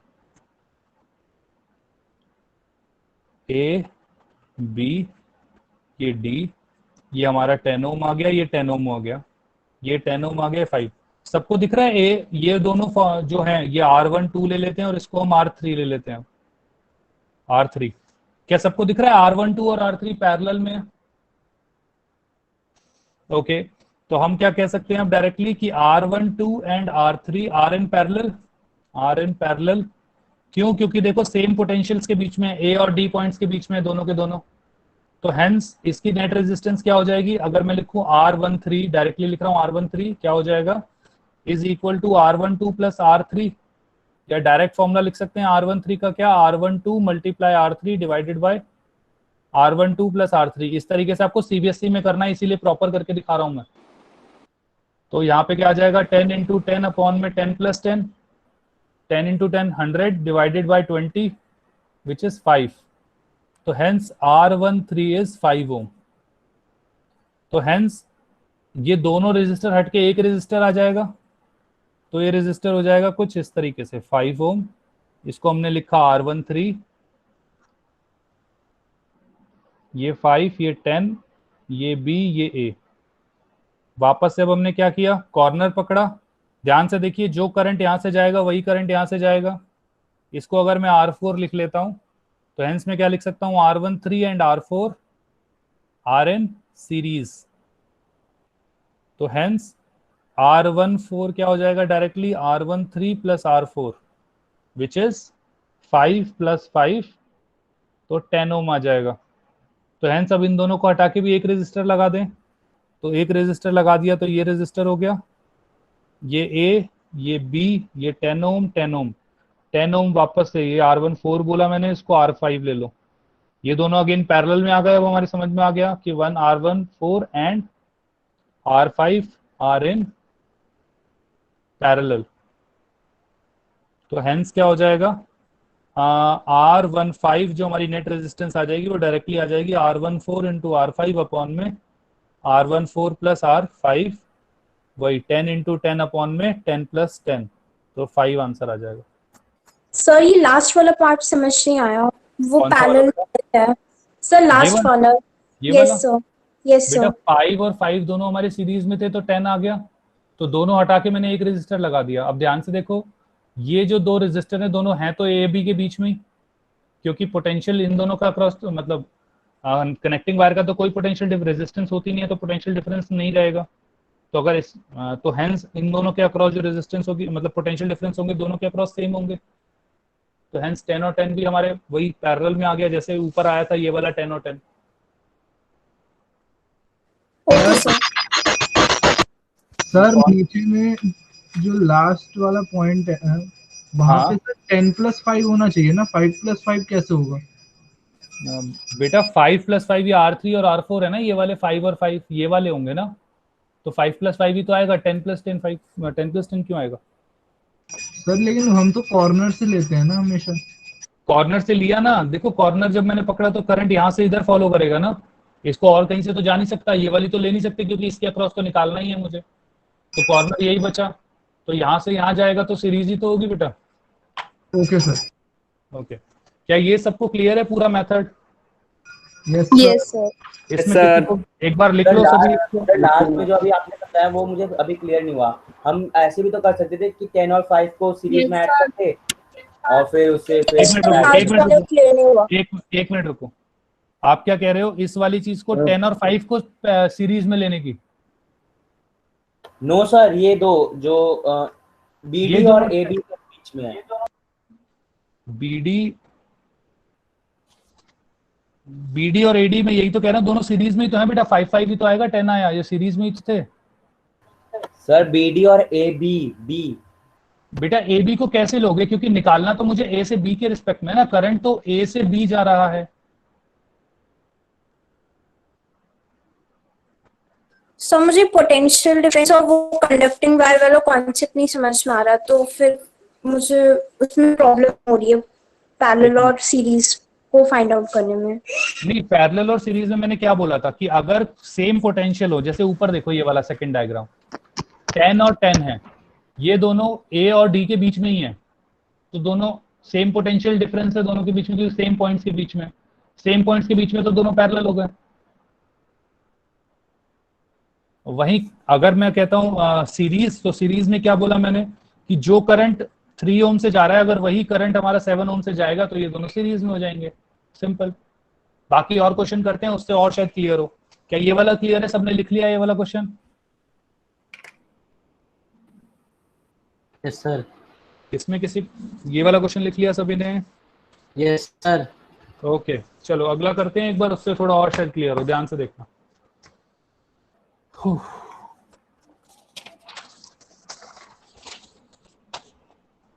सर एक मिनट, पेज टर्न करना। ये लो बेटा, आगे एंड का देखना है ना, तो ये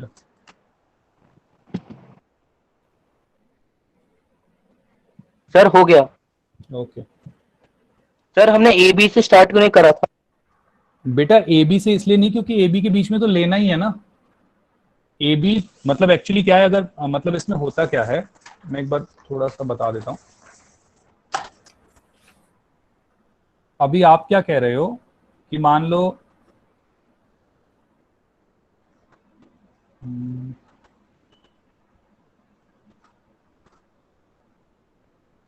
कुछ इस तरीके से होगा। एक मिनट,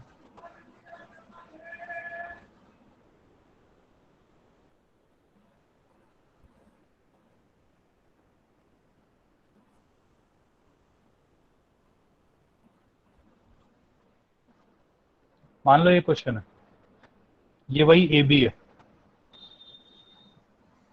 ध्यान से देखो, जब करंट यहां से आएगा तो उसके पास दो ऑप्शन होंगे, थोड़ा सा वो यहां से जाएगा और थोड़ा यहां से जाएगा। ये क्या, ये सबको समझ में आता है?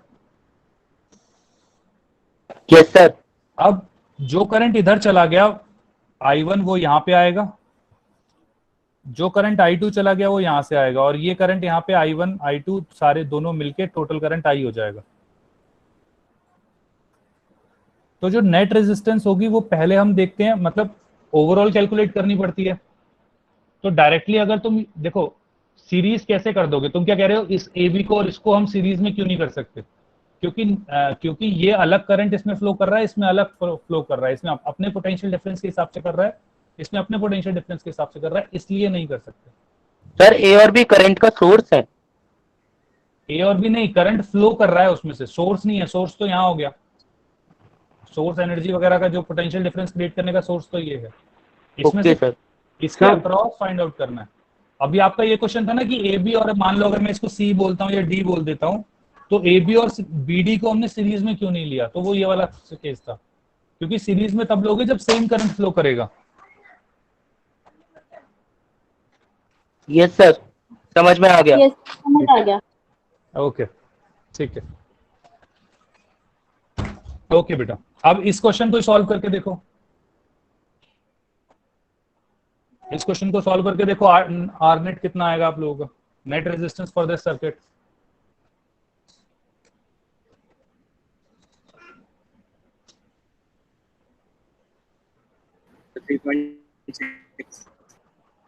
बेटा आवाज आपकी क्लियर नहीं आ रही है, आप टाइप करके आंसर लिख दो बेटा, कोई बात नहीं, मैं देख लूंगा।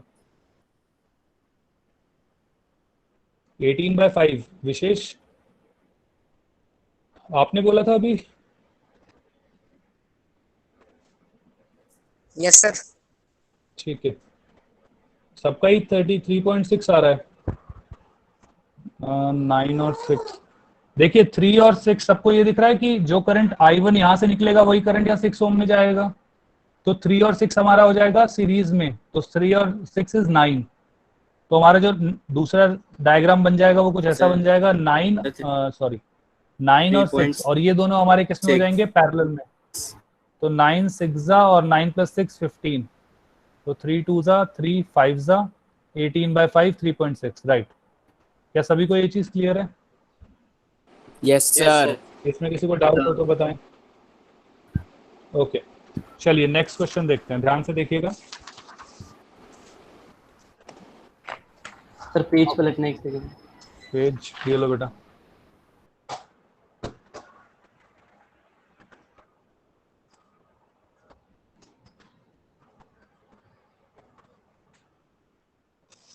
ओके सर, ध्यान से देखिएगा।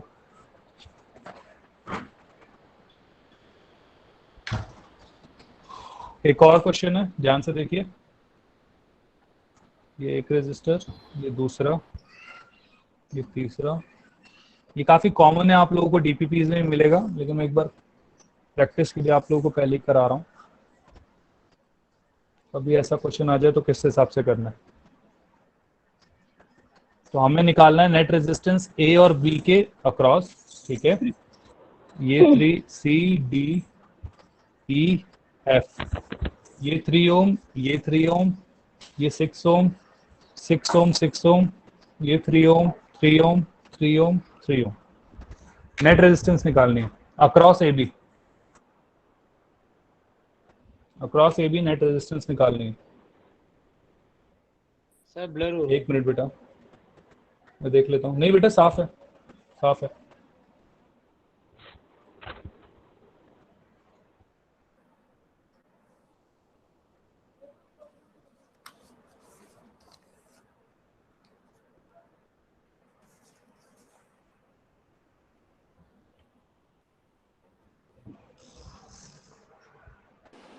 Sir 2 Om. 2 Om I think सही है, बाकी एक बार चेक कर लेते हैं। 2 है।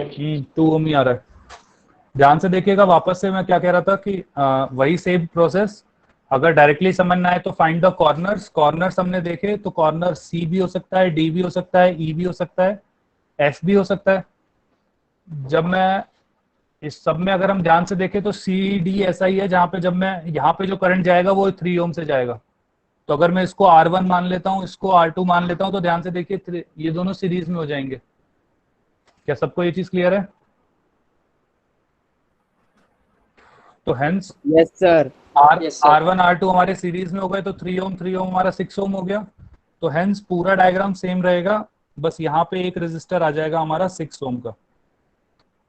ये A हो जाएगा, ये D हो जाएगा, अब C पॉइंट हट जाएगा। क्या सबको ये चीज क्लियर है? बाकी सारा डायग्राम सेम।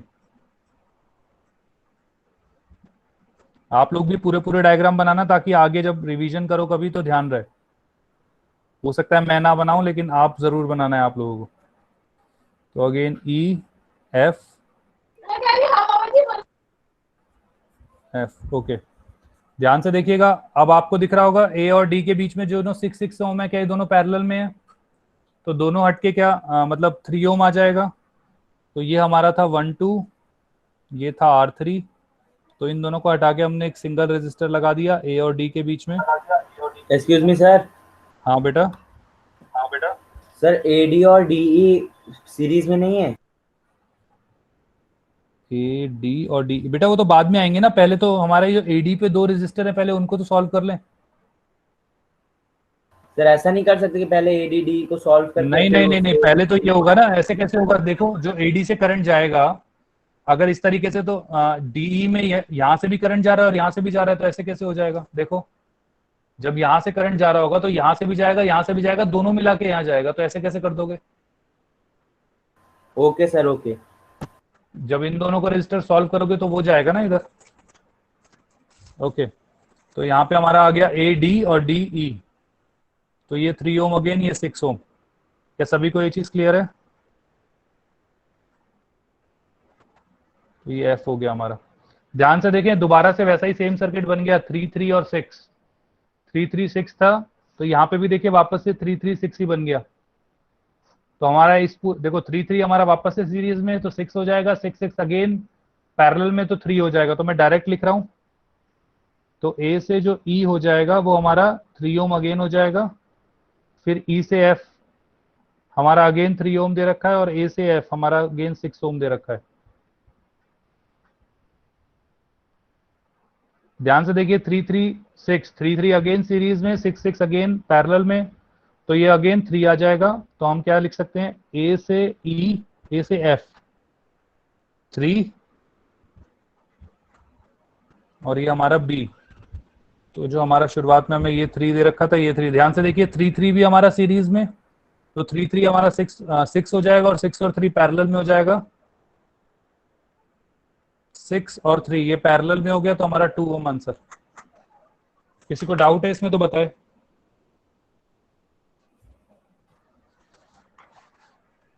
ऐसे क्वेश्चन इतने लंबे में एक बार क्वेश्चन दिखा दीजिए बेटा। ये रहा क्वेश्चन।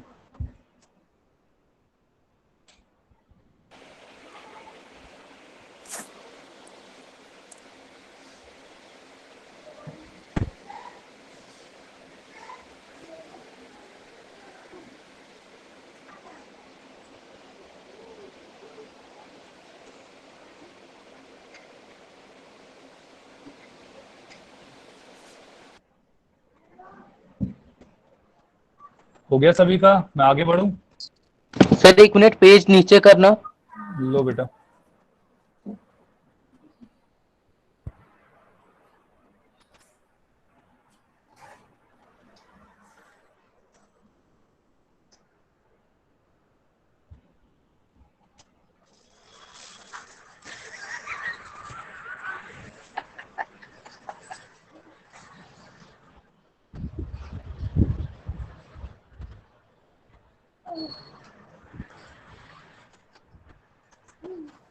गया। हो गया? ओके बेटा। हाँ, ध्यान से देखिए, नेक्स्ट क्वेश्चन मैं दे रहा हूँ, ये जस्ट एक प्रैक्टिस के लिए एक और क्वेश्चन है, इस टाइप का ये लास्ट क्वेश्चन रहेगा, बाकी आप अपने डीपीपी से प्रैक्टिस करिएगा।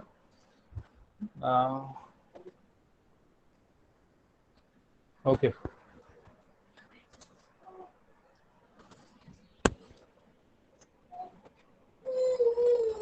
ध्यान से देखिएगा।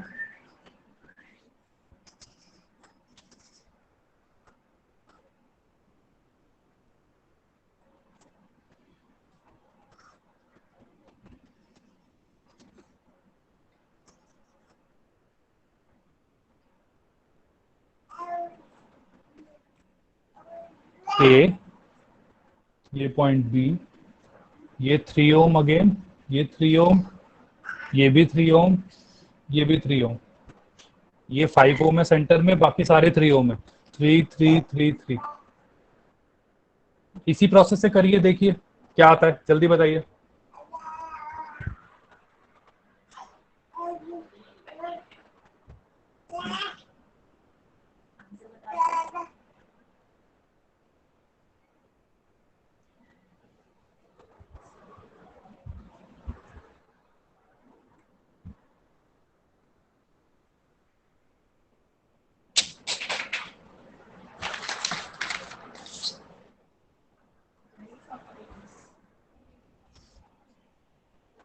किसी को डाउट हो रहा है सबसे सवाल ये वाला? विधि सही है बेटा, आदित्य गुड। सर 5/3 ओम। 5/3 ओम। इशिका बेटा सही नहीं आ रहा आपका, आई थिंक इशिका ही नाम था।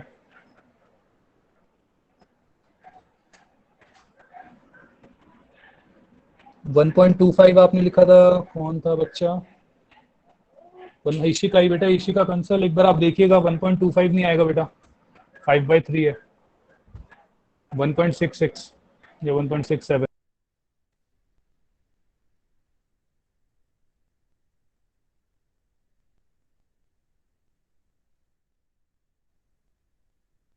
सर नहीं आया समझ में। आप में से किसी ने डायग्राम बनाया है?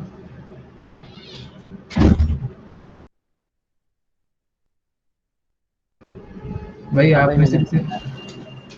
हाँ भाई मैंने बनाया। यार 2 मिनट से दिखा सकते हो डायग्राम मेरे को? एक्चुअली मैंने लास्ट का इनकम्प्लीट रह गया मेरा। हाँ एक सेकेंड।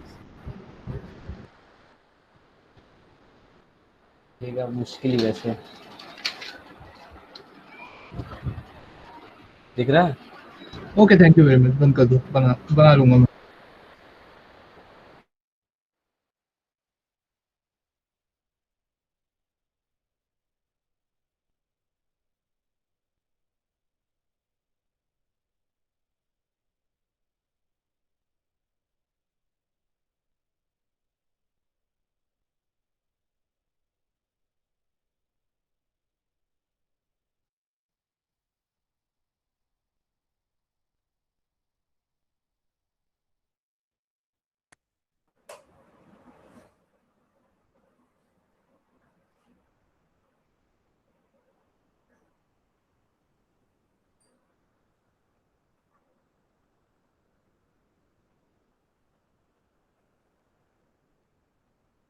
राइट,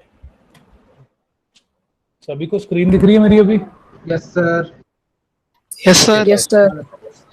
ठीक है, अब देखो बेटा, ये वाला क्वेश्चन वैसे तो हो गया है लगभग सब बच्चों का, but still let's see.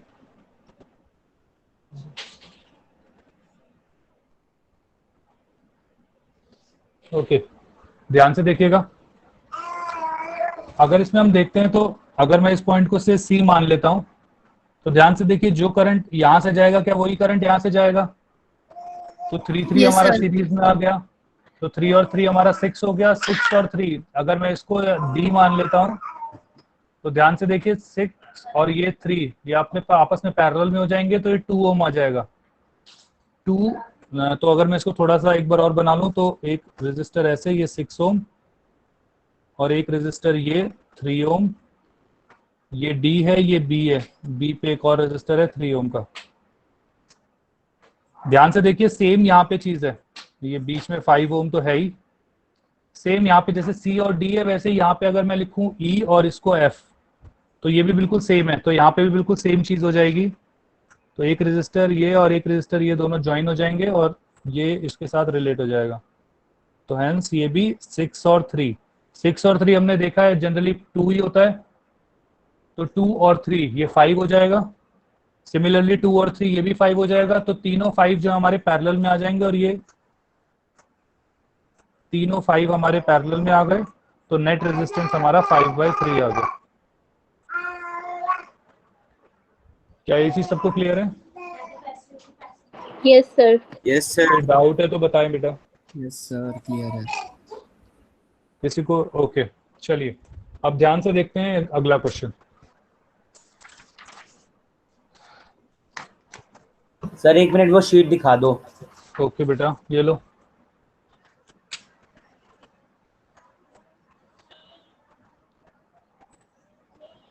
Okay sir हो गया हो गया। सर ये सर एक और बार समझा दो। कौन सा वाला? ये वाला बेटा? Yes sir. बेटा वापस से वही कॉर्नर मेथड है कि तो हमने ए पे थे, हमने कॉर्नर देखे, एक सी है एक डी है, तो मैं सी पे गया क्योंकि डी पे 2 कनेक्शन ऑलरेडी हैं, तो मैं सी पे गया, सी पे देखा तो जो करंट यहाँ से जाएगा वही करंट यहाँ से जाएगा, तो 3 और 3 किस में हो गए? सीरीज में। तो 3 और 3 हो गया 6, तो ये 6 हो गया। नाउ 6 और 3 दोनों ए और डी के बीच में है, तो दोनों पैरेलल हो जाएंगे, तो 6 और 3 का जो नेट होगा वो 2 आ जाएगा। Yes sir. और वो 2 इसके 3 के साथ सीरीज में होगा, तो 2 और 3 5, तो ये 5 आ गया। ये 5 पहले से था। नीचे वाला सर्किट और ऊपर वाला सर्किट आप देखेंगे तो बिल्कुल सेम है। Yes sir.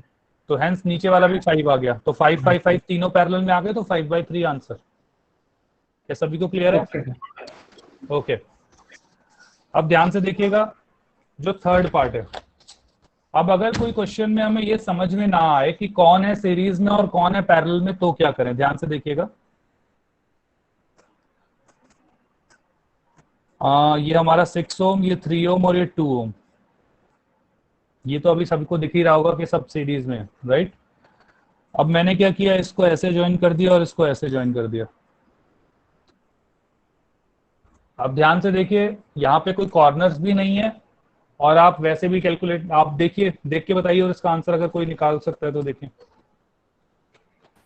सर उन 2 वायर्स पे वो नहीं है कोई रेजिस्टेंस? कोई रेजिस्टेंस नहीं है बेटा, कोई रेजिस्टेंस नहीं है।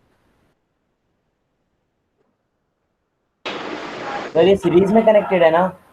हाँ बेटा वो अपने आप देख के देखो क्या सीरीज में हो सकते हैं। 11 ओम नहीं सर वो इलेक्ट्रिसिटी तो फिर फ्लो टूट जा रहा है जहाँ पे आपने वायर कनेक्ट कर रखी है। सर 11 ओम। 11 ओम गलत है बेटा, गलत है, गलत है, चारों का गलत है जिसने भी 11 लिखा है। ध्यान से देखना। सर ये तो तीनों पैरेलल में है। हाँ गुड बेटा, तीनों पैरेलल में। सर एक बार वैल्यूज रिपीट करना सर, स्क्रीन ब्लर आ रही है। 6 3 और 2। Okay sir thank you. Parallel किसने बोला? सौम्या तुमने बोला? नहीं सर सीधा आंसर ही निकाल रही हूँ, पैरेलल में पता है। सर 1 आ रहा है आंसर। हाँ आ रही है सर। अभी एक बार पहले ये देखें कि सीरीज, ये सीरीज और पैरेलल पता कैसे लगेगा। ध्यान से देखना। तो इसके अंदर जो हमारा पहला मेथड है जिसमें हमें डायरेक्ट देखना है वो भी नहीं लगता, और दूसरा मेथड मैंने क्या बताया कि कॉर्नर पे जाओ, लेकिन इसमें कॉर्नर पे भी नहीं जा सकते, तो क्या करें? ध्यान से देखना।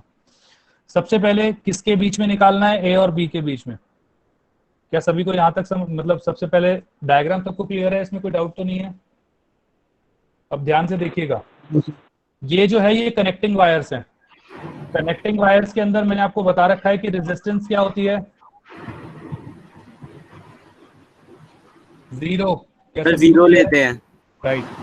अगर रेजिस्टेंस 0 होगी तो पोटेंशियल डिफरेंस भी क्या होगा?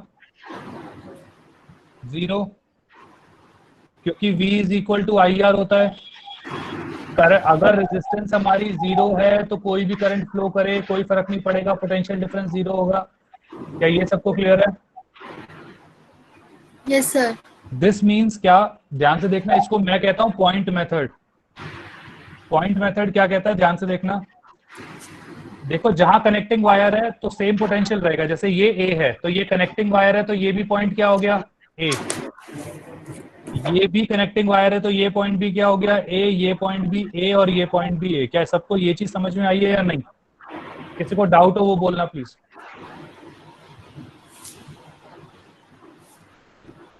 जो पोटेंशियल इस पॉइंट का है वही इस पॉइंट का होगा, वही इसका, वही इसका और वही इसका। क्या सबको क्लियर है ये वाली चीज? सिमिलरली अगर हम देखेंगे कि अगर ये बी है तो ये भी बी होगा, ये भी बी होगा, ये भी बी होगा और ये भी बी होगा। तो इस पूरे से हमने क्या देखा, क्या सीखा कि अगर जो कितने पॉइंट्स निकले, तो हमें ध्यान से देखो तो ए और बी दो ही पॉइंट निकले हमारे पास सारे, और कोई पॉइंट ही नहीं है, राइट? तो इसका मतलब हम क्या कह सकते हैं कि दो पॉइंट हैं ए और बी। जो 6 ओम है वो भी ए बी के बीच में है, तो वो भी ए बी के बीच में, तो 6 ओम हमने ए बी के बीच में रख दिया। 3 ओम भी देखिए ए और बी के बीच में है, तो इसको भी ए बी के बीच में रख दिया। और 2 ओम भी हमारा ए बी के बीच में, इसको भी हमने ए बी के बीच में रख दिया।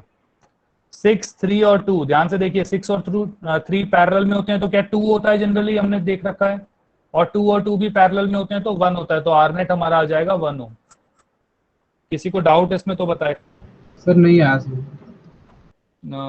कहाँ तक नहीं आया, कहाँ से नहीं आया बेटा? सर मेरे को यही नहीं समझ आया वो तीनों हमने पैरेलल कैसे लिए। मैंने ऊपर बताया ना बेटा, पॉइंट मेथड एक ये तीसरा मेथड है जिसमें पहला हमें डायरेक्ट समझ में नहीं आ रहा कि सीरीज में है या पैरेलल में है। दूसरा फिर मैं कॉर्नर पे गया लेकिन कॉर्नर से भी मुझे कुछ समझ में नहीं आ रहा, तो मैंने तीसरा मेथड बताया तुम्हें, पॉइंट मेथड। पॉइंट मेथड में हम क्या करेंगे, जो भी सर्किट होगा उसे पॉइंट अलॉट करना शुरू करेंगे। जैसे अगर ये ए है तो इसका पोटेंशियल हम ए मान लेते हैं, तो ये भी ए होगा, ये भी ए होगा, ये भी ए और ये भी ए। क्यों? क्योंकि ये सारी कनेक्टिंग वायर है। सिमिलरली ये बी होगा तो ये भी बी, बी बी, ये भी बी होगा। अगर कुछ एक्स्ट्रा होता पॉइंट तो मैं उसे सी लिखता, वो मैं अभी आगे आने वाले क्वेश्चंस में तुम्हें समझाऊंगा। अभी इस वाले क्वेश्चन के लिए अगर हम देखें तो जितने भी रेजिस्टर हैं हमारे पास, पॉइंट कितने आए ए और बी, तो इसका मतलब जितने रेजिस्टर है, देखो 6 ओम है ये भी ए बी के अक्रॉस है, 3 ओम है ये भी ए बी के अक्रॉस है, और 2 ओम है ये भी ए बी के अक्रॉस है। तो पैरेलल में होता क्या है कि सेम पोटेंशियल्स के बीच में होते हैं तीनों रेजिस्टर, और ध्यान से देखो तीनों रेजिस्टर ए और बी के बीच में ही है। तो इस वाले सर्किट डायग्राम को मैं ऐसे बना सकता हूं और आंसर ये तीनों पैरेलल में हो जाएगा। तो पैरेलल के हिसाब से 1/6 प्लस 1/3 प्लस 1/2 1/r नेट करके हम सॉल्व कर सकते हैं। क्या चीज क्लियर है? Yes sir. बाकी अभी मैं एक और क्वेश्चन कराऊंगा, आप परेशान ना हो, उसमें आराम से सारी चीजें समझेंगे, ध्यान से देखना।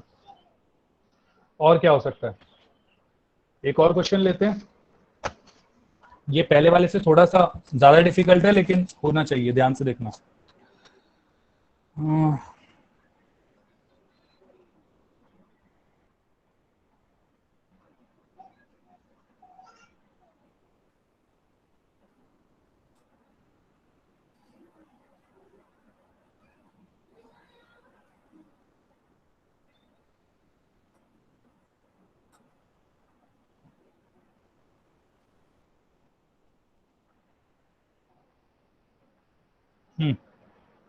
Next question same point method से करके देखें, जो मैंने पॉइंट मेथड बताया है। अगर नहीं समझ में आया तो मैं इसमें दोबारा बताऊंगा, तो परेशान ना होना।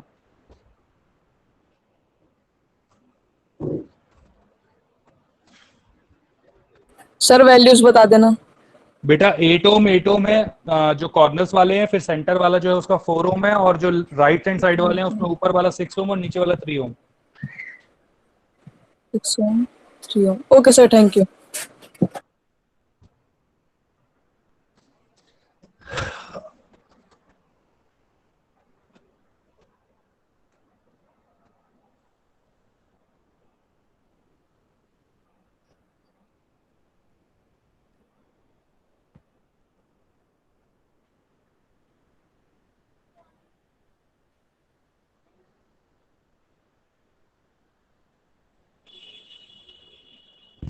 तो 10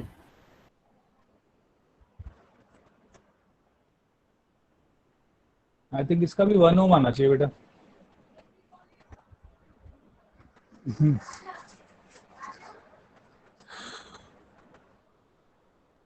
सॉल्व करूं बेटा? ध्यान से देखें, देखो ये ए है तो ये पॉइंट भी ए होगा और ये पॉइंट भी ए होगा, ये सबको समझ में आता है। सिमिलरली अगर ये बी होगा, क्योंकि ये बी है तो ये भी बी, तो ये पॉइंट भी बी होगा और ये पॉइंट भी बी होगा। क्या सभी को यहां तक क्लियर है? किसी को डाउट है इसमें तो बताए यहां तक। सर हाँ सर वो बीच हो जाएगा वहाँ पे। कहाँ पे? ये पहला वाला? सर नहीं, साइड में उसके। ये वाला बेटा कनेक्टिंग वायर है ना, ये भी कोई पोटेंशियल डिफरेंस नहीं है, ये भी तो कनेक्टिंग वायर है। Okay sir. ये सारी कनेक्टिंग वायर है, तो जहां भी कनेक्टिंग वायर होगी पोटेंशियल डिफरेंस 0 होगा, तो बी है तो बी होगा। क्लियर है? Yes sir. किसी को डाउट अभी भी?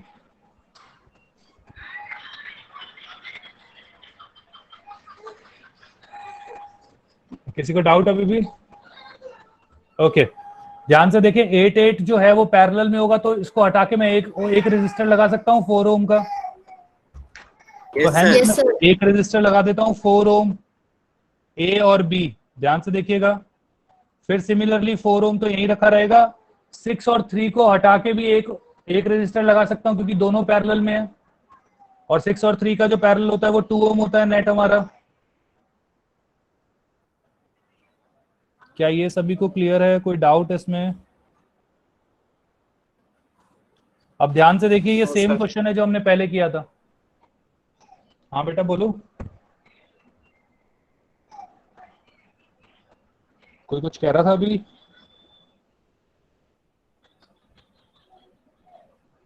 बेटा किसी को डाउट हो तो प्लीज बताए। No sir. तो दोबारा समझा दूँ। बेटा देखो, ध्यान से देखो दोबारा से, हर एक रेजिस्टर जो है वो सब पैरेलल में ही है। देखो ए और बी ही पॉइंट है जो सब में हमें अलॉट करने पड़े। सारे रेजिस्टर आपस में पैरेलल में हैं। तो मैंने क्या किया, पहले 8 को अलग से सॉल्व कर लिया। तो 8 क्या होता है? 4। 3 और 6 पैरेलल में होते हैं, तो इसका होता है 2। तो मैंने इसको 2 लिख दिया, इसको 4 लिख दिया। 4 वाला सेंटर एज इट इज रहा, और बाकी जो बी ए डायरेक्टली ऐसे ही कनेक्टेड था, उन्हें ऐसे ही कनेक्ट रखा, और ए को भी ऐसे ही कनेक्ट रखा। ये देखिए सेम क्वेश्चन है जैसे पिछले वाला था। तो ये तीनों भी आपस में पैरेलल में होगा। या तुम डायरेक्टली लिख सकते हो क्या कि 8 ओम, 4 ओम, 6 ओम और 3 ओम, ये तीनों पांचों पैरेलल में आ गए हमारे, और डायरेक्ट आंसर इसको कैलकुलेट करके लिख सकते हो। सर ये हाँ, कैसे हो गया? सर हमने ये कैसे पहले मैंने ऐसे करा, मुझे लगा गलत है। बेटा ए और बी ध्यान से देखो ना, इस सर्किट डायग्राम में देखो, हमने ए पॉइंट अगर ये था पोटेंशियल, तो ये भी ए होगा, ये भी ए होगा, ये भी ए होगा, क्योंकि कनेक्टिंग वायर है। सिमिलरली अगर ये बी है तो ये भी बी होगा, ये भी बी होगा, ये भी बी होगा। अगर बी से समझ में नहीं आ रहा तो पोटेंशियल 0 करके देख लो, इसको 0, इसको 10 रख लो, तो ये भी 10 होगा। पोटेंशियल डिफरेंस यहाँ भी 10 ही आएगा पोटेंशियल, और ये भी 10 होगा। इसीलिए ए भी 0, ये भी 0, ये भी 0। तो वापस से वही आएगा कि हर एक रेजिस्टर के अक्रॉस पोटेंशियल तो ए बी ही है ना, और कोई नहीं है। सर बी नीचे भी तो जा सकता था। कहाँ बेटा? सर बी नीचे भी जा सकता था। नीचे कहाँ से जाएगा बेटा? देखो नीचे जाने के लिए रास्ता ही नहीं है उसके पास, हमेशा रेजिस्टर आ रहा है बीच में। देखो 3 ओम का रेजिस्टर बीच में आ रहा है। Yes sir. ठीक है, okay. Yes sir, clear. Okay, एक और क्वेश्चन देखते हैं, ध्यान से देखना। जल्दी जल्दी 2 क्वेश्चन करते हैं ताकि आप लोगों को थोड़ा और क्लियर रहे। ध्यान से देखिएगा। उस क्वेश्चन का आंसर क्या होगा? इसका बेटा 1 ओम, 1 ओम, 1 ओम। 4 पैरेलल में 2 होता है, 2 पैरेलल में 1 होता है, तो 1 ohm answer. Okay sir. Okay, ध्यान से देखें अगला क्वेश्चन।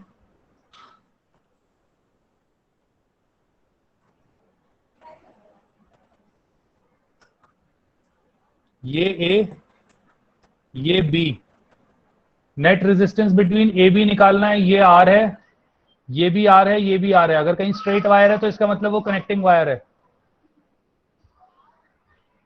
अगर कहीं मैंने इस तरीके से टेढ़ा मेढ़ा नहीं किया तो इसका मतलब वो एक कनेक्टिंग वायर है। तो ये पूरी आउटर स्कर्ट्स में हमारी कनेक्टिंग वायर है। ये 3 रेजिस्टर और यहाँ पे, हाँ बोलो बेटा। नहीं सर, वही पूछना था कि वो रजिस्टर खाली है कि उसमें आ रही है। हाँ हाँ, वो कनेक्टिंग वायर है, मैं बता रहा हूँ ना। जो सिंपल वायर होगी वो कनेक्टिंग वायर होगी, और जहां भी मैंने ये कर लिया वो सब रेजिस्टर हैं। तो यहाँ पे देखो 4 रेजिस्टर हैं इस तरीके से। वापस से इसी तरीके से करो जैसे मैंने आपको बताया है अभी। सर इनकी वैल्यू किनकी? आर बेटा, सबकी रेजिस्टेंस आर है, सबकी रेजिस्टेंस आर ही ले लो।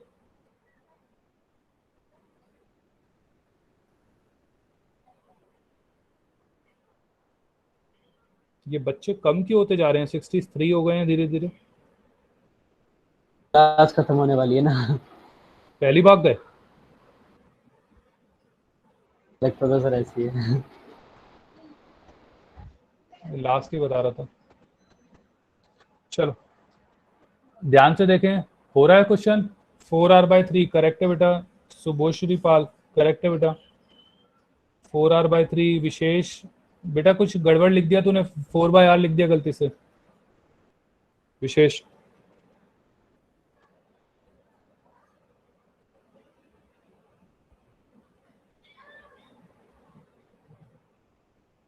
ओके ध्यान से एक बार मैं बता देता हूं वापस से वही पॉइंट मेथड। तो अगर ये बी है, देखो कनेक्टिंग वायर है तो ये भी बी होगा, ये भी कनेक्टिंग वायर है तो ये भी बी होगा, ये भी कनेक्टिंग वायर है तो ये भी बी होगा, राइट। ये ए है।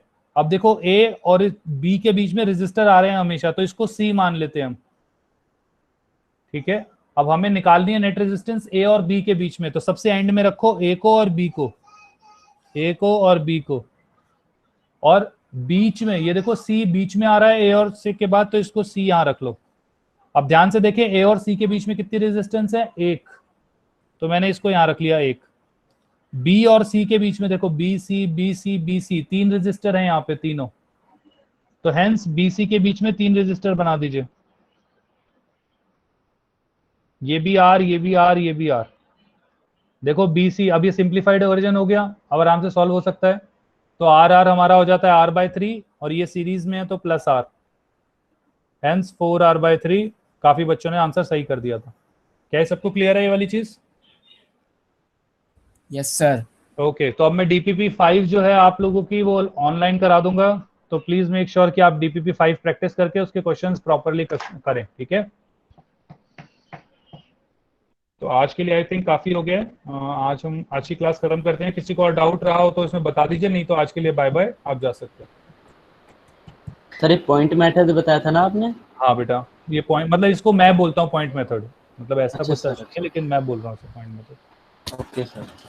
ये मतलब बड़े मतलब कुछ ओलंपियाड टाइप क्वेश्चंस को आराम से सॉल्व करने के काम आ जाता है। ये ओलंपियाड्स में आते हैं ऐसे सवाल, तो आप तभी उसे सॉल्व कर पाएंगे। Okay sir. Okay sir thank you sir. हाँ बेटा।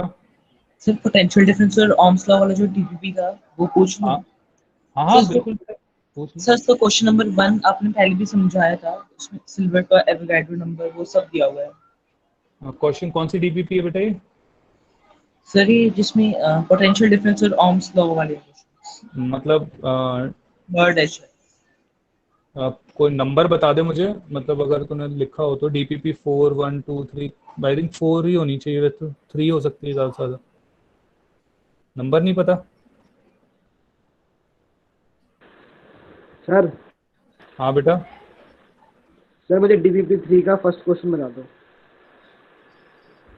फर्स्ट क्वेश्चन, एक minute. What is the drift velocity of electron? अच्छा ये मैंने आपको बोला भी था, मैं वीडियो बनाऊंगा, ये मैं बना नहीं पाया। ओके चलो देख ही लेते हैं, ध्यान से देखिएगा। वो कह रहा है ड्रिफ्ट वेलोसिटी निकालनी है across electron of silver wire of length 1 metre. तो एक सिल्वर वायर दे रखी है हमें जिसकी लेंथ हमें 1 मीटर दे रखी है। क्रॉस सेक्शनल जो एरिया है वो हमें दे रखा है 3.14 इंटू 10⁻⁻6 मीटर स्क्वायर। जो इसमें से करंट फ्लो कर रहा है वो हमें दे रखा है 10 एम्पियर। एटॉमिक मास दे रखा है सिल्वर का, Ag कहते हैं इसे, तो एटॉमिक मास दे रखा है 108। डेंसिटी सिल्वर की दे रखी है 10.5 into 10⁻³ kilogram per metre cube. Charge of electron हमें दे रखा है 1.6 इंटू 10⁻⁻19 कूलम। और एवोगाड्रो नंबर तो हमें पता ही है 6.023 इंटू 10⁻²। 23।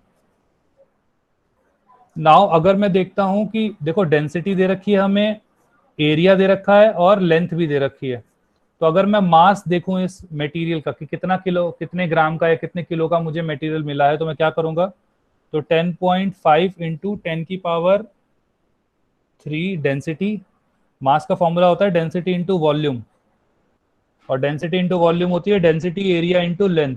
तो हमने क्या किया, mass is equal to density into area, area is this 3.14 into 10 की power -6, this is area, and length, length हमें कितनी दे रखी है 1 मीटर, तो ये हमारा हो गया मास।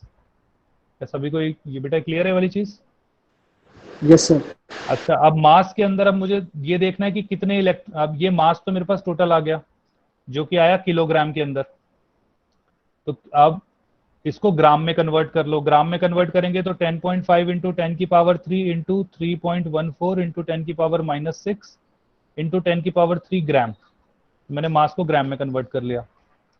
नाउ अब मुझे पता है 108 ग्राम ऑफ, ये हमारा जो सिल्वर है, सिल्वर के अंदर हमारा 6.023 इंटू 10 की पावर 23 मॉलिक्यूल्स होते हैं, या सिल्वर के केस में करेंगे तो एटम्स होंगे, राइट? तो अब 1 ग्राम ऑफ सिल्वर के अंदर क्या होगा, तो 6.023 इंटू 10 की पावर 23 डिवाइडेड बाय 108, तो जो मास हमारे पास है उसमें क्या होगा, तो दिस पूरा m gram is equal to 6.023 into 10 की power 23 divided by 108 multiply by 10.5 into 10 की पावर 3 इंटू 3.14 इंटू 10 की पावर -6 इंटू 10 की पावर 3, इतने हमारे पास एटम्स होंगे। क्या सबको क्लियर है? Yes sir. अरे चैप्टर कंप्लीट हो गया आज? नहीं बेटा, अभी तो काफी रह रहा है, अभी तो काफी रह रहा है। तो इसके बाद कौन सा होगा सर? इसके बाद हमारा देखते हैं electro magnetic effect of current कराएंगे, या फिर हमारा थर्ड चैप्टर भी शुरू हो सकता है, सोर्सेज ऑफ एनर्जी, डिपेंड करेगा, let's see. Sir lens fence वाले भी तो शुरू में। क्या बेटा? सर अभी हीटिंग इफेक्ट भी है। हाँ मुझे पता है बेटा, मैं कब कह रहा हूँ फिर खत्म हो गया, मैंने तो बोला ही नहीं, मैं तो कह रहा हूँ कि अभी काफी और होगा। ओके, तो इतने एटम्स होंगे हमारे पास। अब हमने क्या कहा कि अगर जितने एटम्स हैं, अगर उन सब में से सिर्फ एक फ्री इलेक्ट्रॉन निकल रहा है, सिर्फ एक, तो इस पूरे मास में से हमारे पास इस पूरे तो कितने इलेक्ट्रॉन्स हो जाएंगे हमारे पास? इतने ही इलेक्ट्रॉन हो जाएंगे, क्योंकि मैं पर एटम 1 इलेक्ट्रॉन मान रहा हूं, तो this much amount of electron 6.023 into 10 की पावर, इसी को कैलकुलेट कर लें, 3 से 3 कट गया, ये 6 कट गया, तो 10 की power 23 into 10.5 into 3.14 divided by 108 electrons हो जाएंगे इस पूरे मास के अंदर, जो हमें n निकालना था। क्या सभी को ये चीज समझ में आती है? अब फॉर्मूला क्या बेटा वो फ्री इलेक्ट्रॉन्स है ना, वो फ्री इलेक्ट्रॉन्स है ना, तो सर हमेशा 1 मानते हैं। वो एक्चुअली हमने मान लिया, क्योंकि इसके अंदर एक्चुअली कुछ दिया नहीं है, तो हमने ये मान लिया कि हर एटम से 1 इलेक्ट्रॉन निकला है, उसमें ऐसा कुछ मतलब डिफिकल्टी नहीं है। ओके ठीक है, 2 या 3 मानोगे तो भी अप्रोक्सीमेट वही आंसर आएगा, तो उसमें ज्यादा कोई प्रॉब्लम आएगी नहीं। जैसे हम देखते हैं I is equal to NE/AVD formula होता है, तो n is number of electrons per unit volume होता है, जो n की वैल्यू होती है वो होती है, जो n होता है हम कहते हैं number of electrons per unit volume, right? अभी ये जो है वो हमारा पूरी वॉल्यूम के अंदर है, पर यूनिट वॉल्यूम नहीं है, तो इसके अंदर हम इसको वॉल्यूम से डिवाइड कर देंगे। वॉल्यूम क्या थी, जो हमने शुरुआत में AL लिया था, उससे डिवाइड अगर हम करते हैं तो वापस से वही चीज आ जाएगी। तो हेंस हम क्या करें, ध्यान से देखिएगा, I हमें दे रखा है 10 एम्पियर, N जो था ये वाला, तो N हमारे पास है 6.023 इंटू 10 की power 23 into 10.5 into 3.14 divided by 108। मैंने क्या बोला, इसके अंदर डिवाइड कर दो वॉल्यूम, वॉल्यूम होगी एरिया इंटू लेंथ, लेंथ हमारी 1 मीटर है, तो इसमें ज्यादा दिक्कत वैसे भी नहीं होगी, मल्टीप्लाई, ये हमारा पूरा n हो गया, इनटू में ई की चार्ज है 1.6 इंटू 10 की पावर -19, तो N E into area into drift velocity. ध्यान से देखिए, एरिया से एरिया कट जाएगा, राइट। अब वीडी को कैलकुलेट कर लेंगे और आंसर आ जाएगा 10 की पावर -20, 19 और 23 कटेगा तो 10 की पावर 4 रह जाएगा। तो क्या बचा, 10 इज इक्वल टू 6.023 इंटू 10 की power 4 into 10.5 into 3.14 into 1.6 divided by 108 into में वीडी। तो वीडी निकालने के लिए हम क्या करेंगे, 108 को इधर ले जाएंगे, 10 से मल्टीप्लाई करेंगे और इस सबको डिवाइड कर देंगे तो आंसर हमारा आ जाएगा। देखो कैलकुलेट करके क्या आएगा। आई थिंक तो सही आना चाहिए। मैं करता हूँ, एक सेकेंड।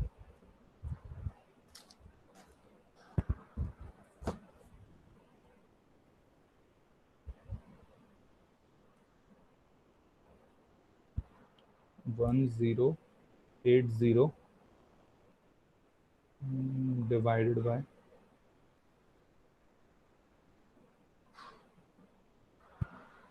divided by 6.023 पहले ये हुआ, divided by 10.5 divided by 3.14 divided by 1.6।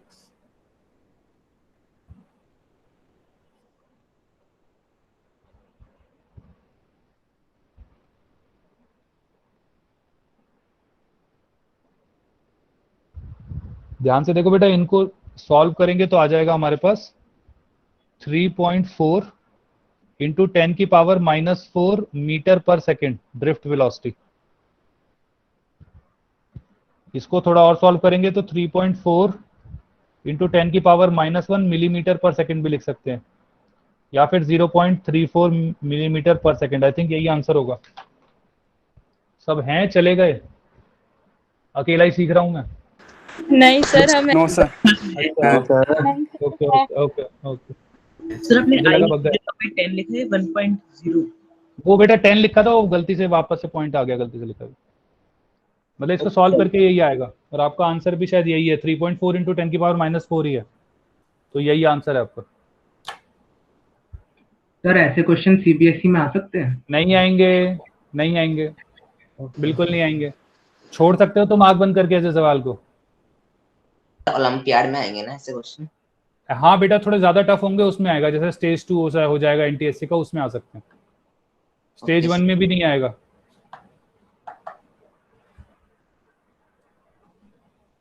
और ये तो थोड़ा ज्यादा ही डिफिकल्ट हो गया, मतलब ये तो वैसे भी मुश्किल ही आएगा, ये थोड़ा ज्यादा डिफिकल्ट हो गया तो। और कोई क्वेश्चन बेटा? सर ये व्हीटस्टोन ब्रिज मेथड क्या होता है?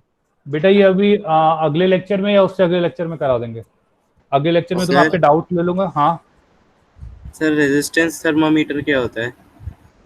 रेजिस्टेंस थर्मोमीटर, ये किस चीज के लिए यूज हो रहा है बेटा? सर मैंने पढ़ा था जब हीटिंग इफेक्ट पढ़ रहा था। अच्छा, तो सर उसमें आ रखा था कि we can also use this to check the temperature and resistance.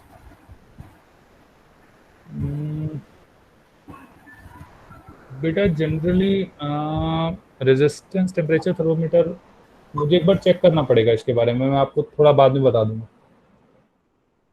ठीक है। ये actually used to measure temperature. बेटा ये एक्चुअली जो थर्मोमीटर्स होते हैं ना हमारे इलेक्ट्रिकल,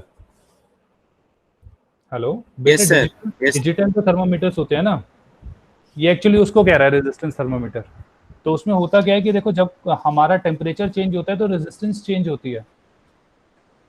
यस सर। राइट, तो उस चीज को ये कैलिब्रेट करके ये डिजिटली उसको मतलब कैलिब्रेट कर लेते हैं, और उसी को उन्होंने दिखा रखा है, मतलब उसी को उसने तो रेजिस्टेंस थर्मोमीटर बोला हुआ है कि जैसे ही टेम्परेचर चेंज होगा तो रेजिस्टेंस चेंज होगी।